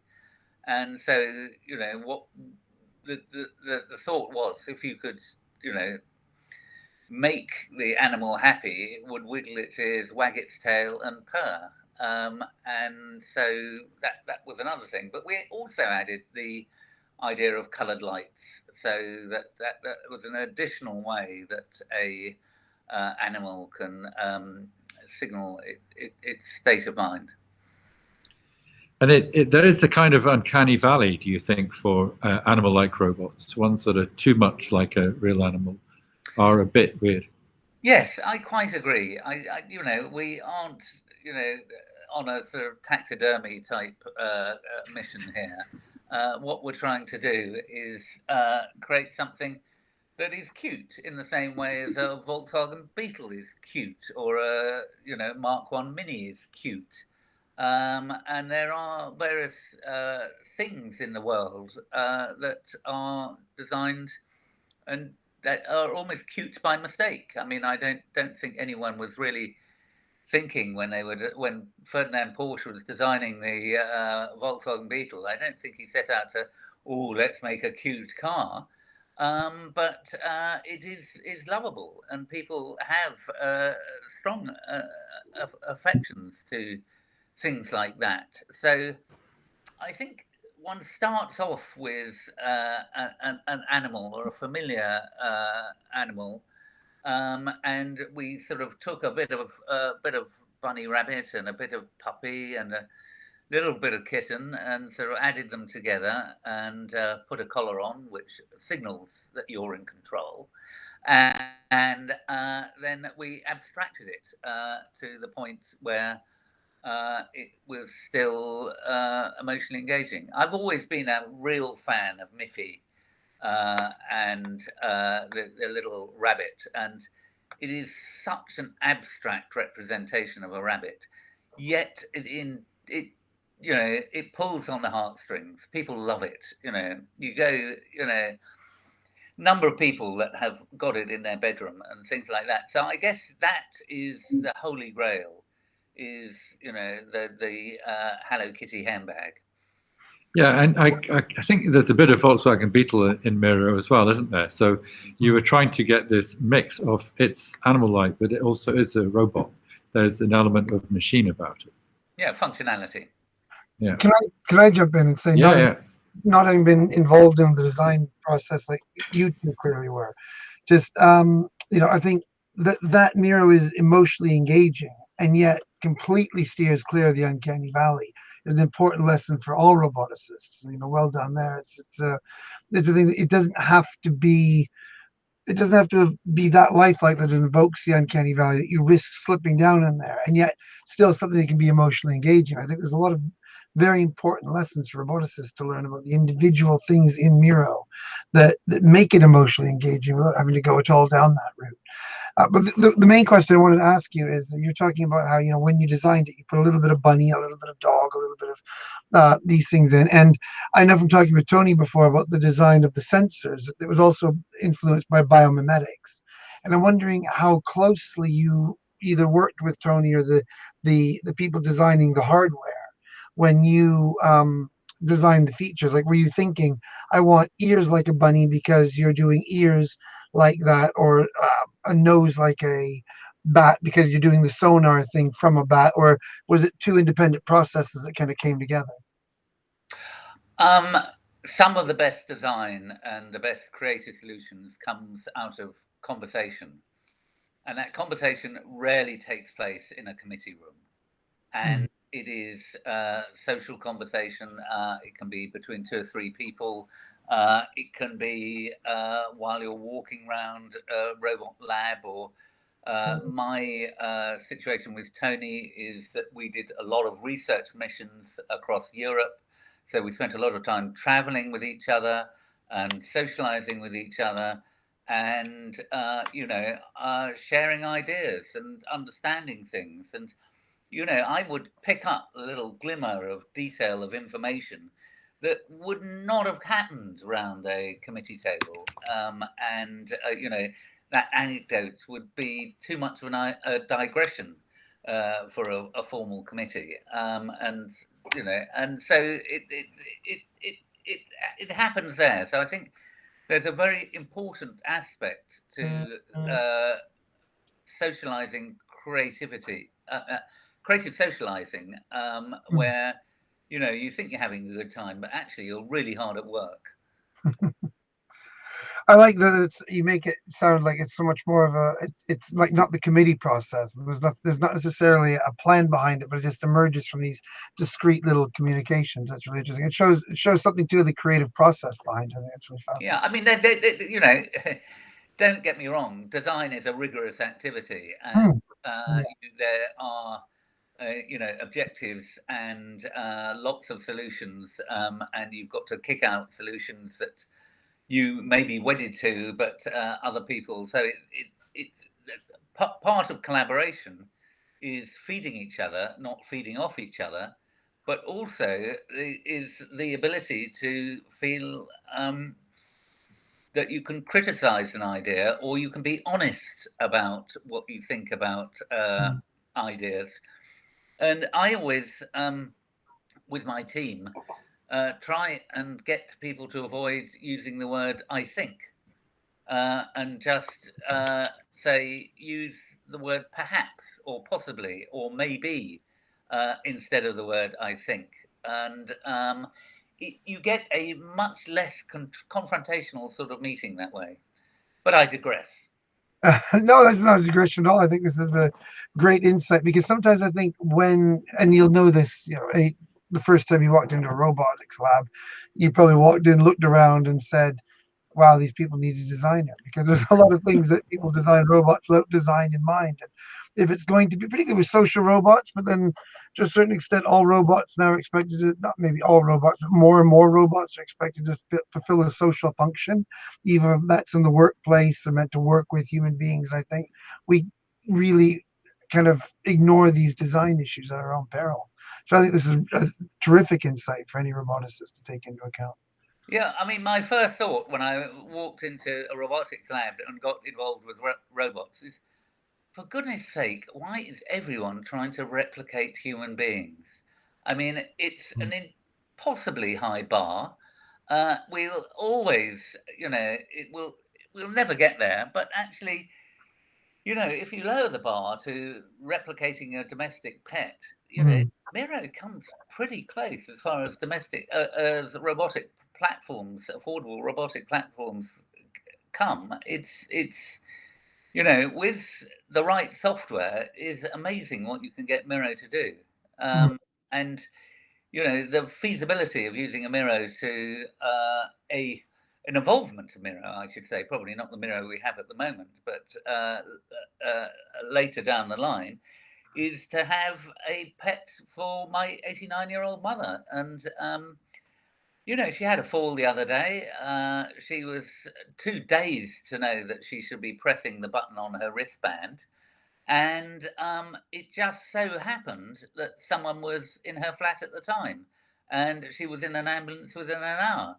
Whereas I know someone else, our postwoman actually, I was telling this about, and she said her dad fell over in the bathroom, and it was 3 days before he was found. Luckily, he survived. But if you've got a pet that's looking out for you and hanging out with you, and you're chatting away to it, it can ascertain the tone of voice. I mean, I know when my mother rings me, within the first couple of syllables, I can tell her rough state of mind.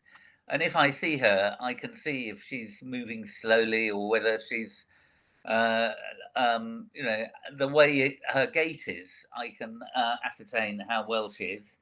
And, if you combine this with a simple wrist strap, which is doing vital signs and, blood oxygen and body temperature, a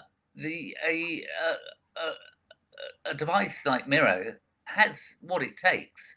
And once it's got 5G in, it can just ring up. And then I can look through my smartphone and see my mother lying on the floor or whatever and talk to her. Or, if it can't get hold of me, it can get hold of the ambulance or a care centre or something like that. But I think the idea of having something that's mobile and is not just a camera looking down on you and spying on you, I think is much psychologically a lot more enjoyable. And I can see that in the future, maybe in 5 years' time, we will all have these devices in our homes and looking after us, facial recognition and all these sorts of things. There's quite a lot you can do with the right programming. I think we're pretty close to having the right device. I think there's one more iteration to go.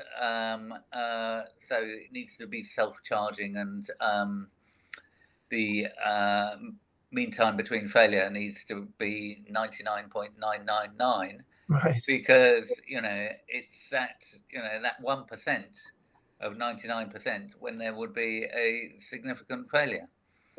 So actually, that's perfect kind of lead into the next question. We're getting some questions from people watching on Twitch right now.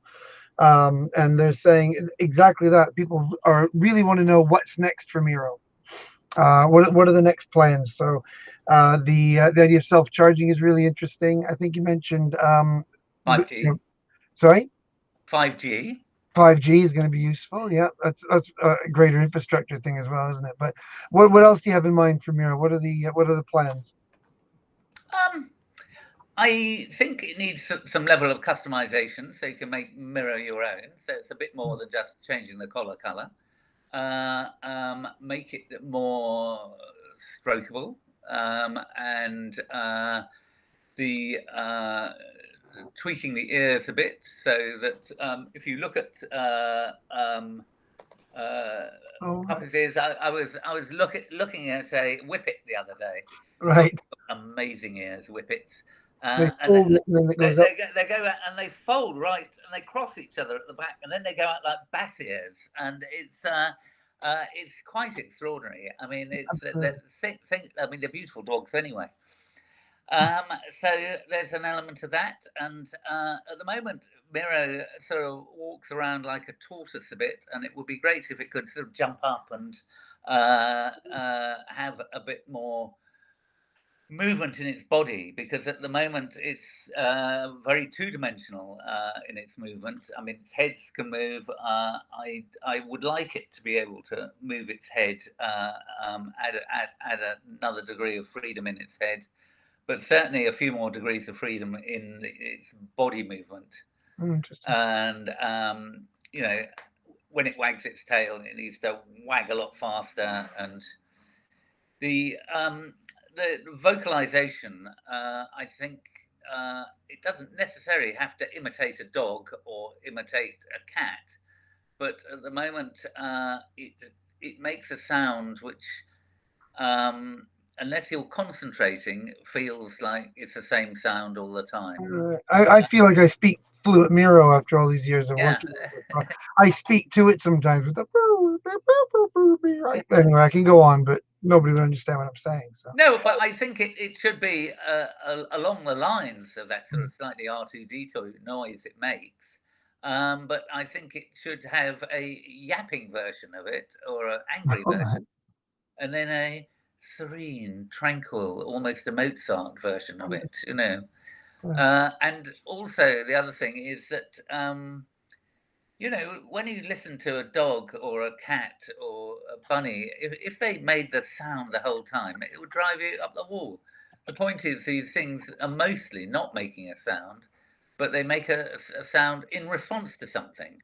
Whereas sometimes MiRo is just making a sound, and what it needs is to make a sound, a responsive sound. But this is software issues. And well, linking to that, Tony, was that you were talking before about wanting to improve its cognitive capabilities. Is there something on your side you want to? Yeah, I mean, generally we want to make it more socially aware. So it needs to know when there are people in the room. I was talking earlier about how it can detect people because they move and make noise, but and we can also do facial detection. But obviously that's only the beginning of you know, social recognition. Ideally, you want to be able to recognize somebody, remember who they are, the last time you spoke to them, and what you did together, and all these sorts of things. And ultimately, that's where you want to go with the robot companion. We want robot companions to get to know us as we get to know them. But that's some way off. But the next steps are to make it better at detecting people and, you know, paying attention to one person at a time. So the MiRo right now can, interested in you, but be distracted by a noise somewhere else and disappear. And what we want is the robot to give you attention, at least for a certain amount of time, maybe notice when you start to lose interest, and then go off and interact with other people. I got a dog. I can't keep his attention now. Yeah, that's why we're going for dog intelligence, because the bar is not too high. Oh, you mean cats are too difficult? Well, cats are a bit aloof, actually. Our cat she's not a sociable animal. I mean, except on her terms. The other thing I'd like to do, Michael, is introduce a sense of smell, because the one thing that dogs are brilliant at is being able to detect things. And imagine going to a custom shed and they had a whole load of MiRos sniffing around, or the idea. I mean, that would be a great publicity stunt, wouldn't it? But the idea that that animals can smell cancer or they can smell COVID. The COVID. I was thinking that just the other day. I heard that, and I thought we should put the smelling stuff on MiRo. There you go. So if MiRo could, measure your body temperature, I mean, it's got infrared in it already, so it could probably see if you are too hot or cold anyway. So sense of smell. Granny, I think you need a bath. Where are you on robot fur then, Seb? Because that is probably in the top 3 questions we get asked is, why isn't it furry? Because there was one thing in the brief that I received that says it must not be furry. In the original brief, it must not be furry.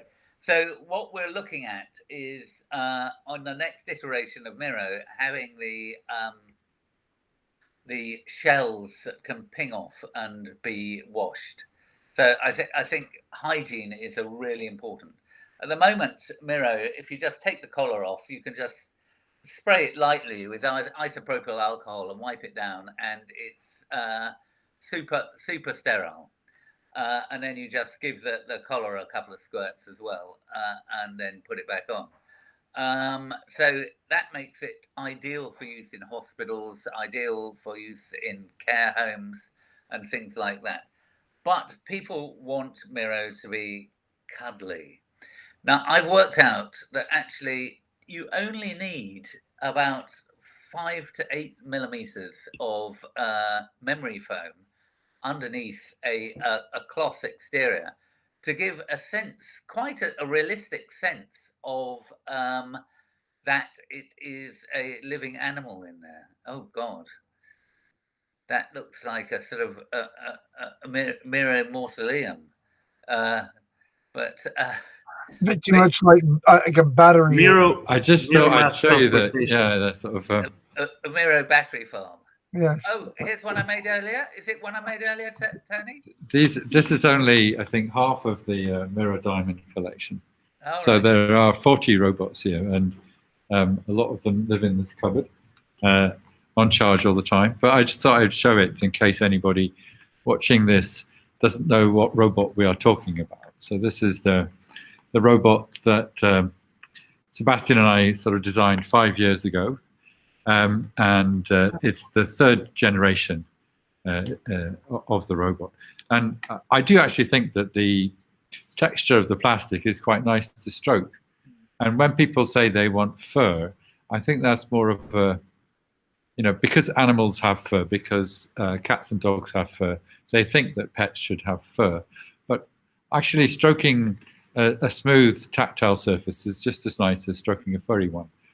That's my I view. mean, I quite like the idea of stroking velour. I think that's as furry as it needs to get. And Yeah. the thing is, I've done tests with velour, and the capacitive touch sensors work very well. Right. Through it. You have to tweak them a bit, but it works as if there's nothing there. It doesn't seem to get in the way. So Yeah.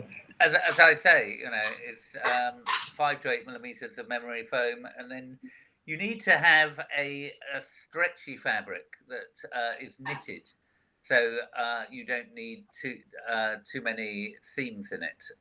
But that's the best way. I did think of having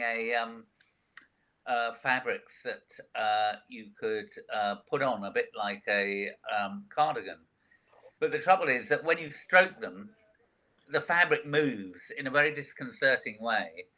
And the fabric needs to actually be attached to the shell to make it work. Yeah, I remember you saying, Seb, in a meeting we had in Italy once, that you thought humanoid robots should have clothes, which no one, I think, I know, had suggested that before now. I think we did TV show, didn't we, Michael, where they tried to dress Pepper in a suit? Not the better. I'm wondering what I'm just thinking about. Yesterday we had Joanna Bryson on, and I wonder what she would say to the idea of putting robots in clothes. And I'm not sure she would agree. That would be. I'd love to hear you discuss it. I think that'd be fantastic. But, the problem with clothes, obviously, is it just gets in the way of the sensors. It gets in the way of core functionality. But in terms of anthropomorphizing, and as David Gunkel said the first day we did this, a lot of the work of AI is done in our imagination. We make up that gap between what we think a robot, an intelligence should know, and what robots are capable of. We make up that gap with our own imagination, and clothes would be a really good way of helping do that. I think if we help the human imagination along, then our robots become more real to us, I think, and seem smarter as a result. Yeah. But I mean, you take Pepper, put on a pair of dark glasses, a ball cap, and hoodie, and it could be anyone.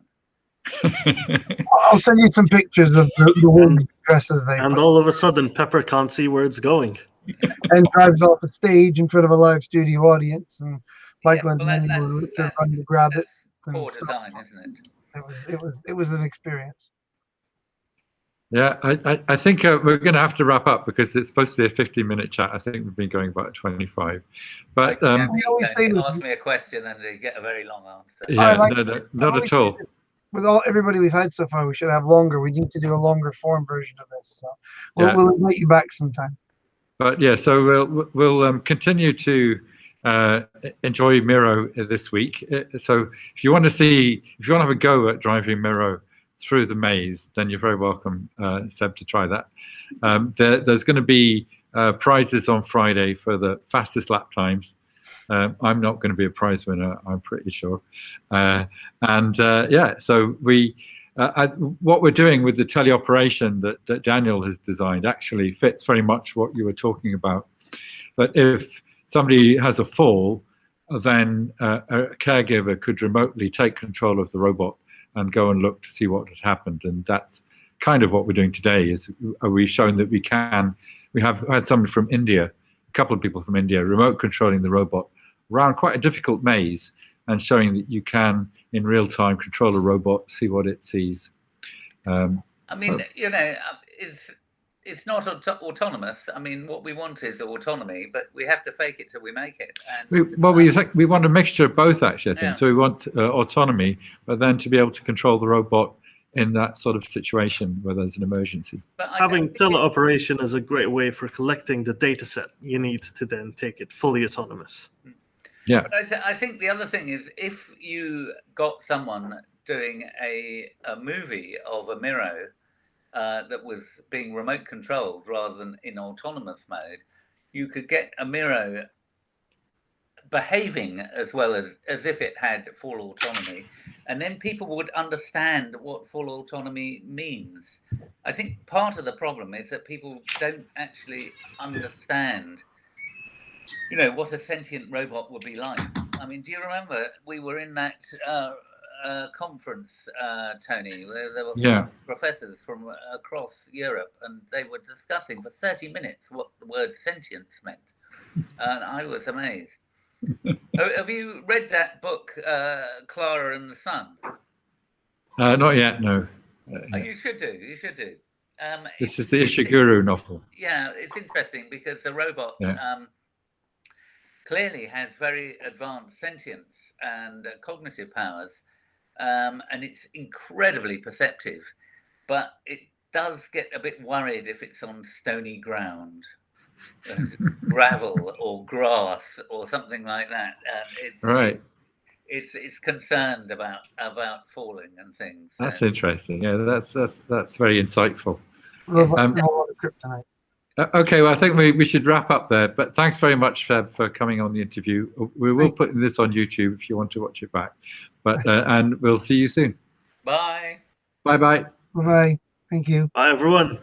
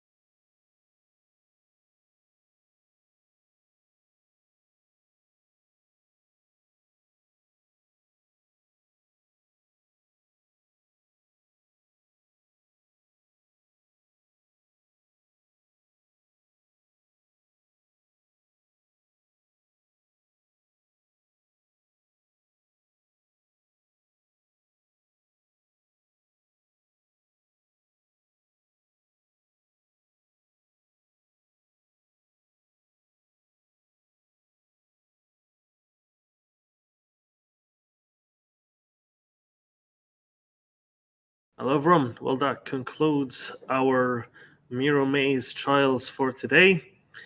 Join us again tomorrow, where we're going for a 2-hour rather than a 3-hour schedule. And yes, join us tomorrow for more lap times around the maze. Thank you all for joining us today. And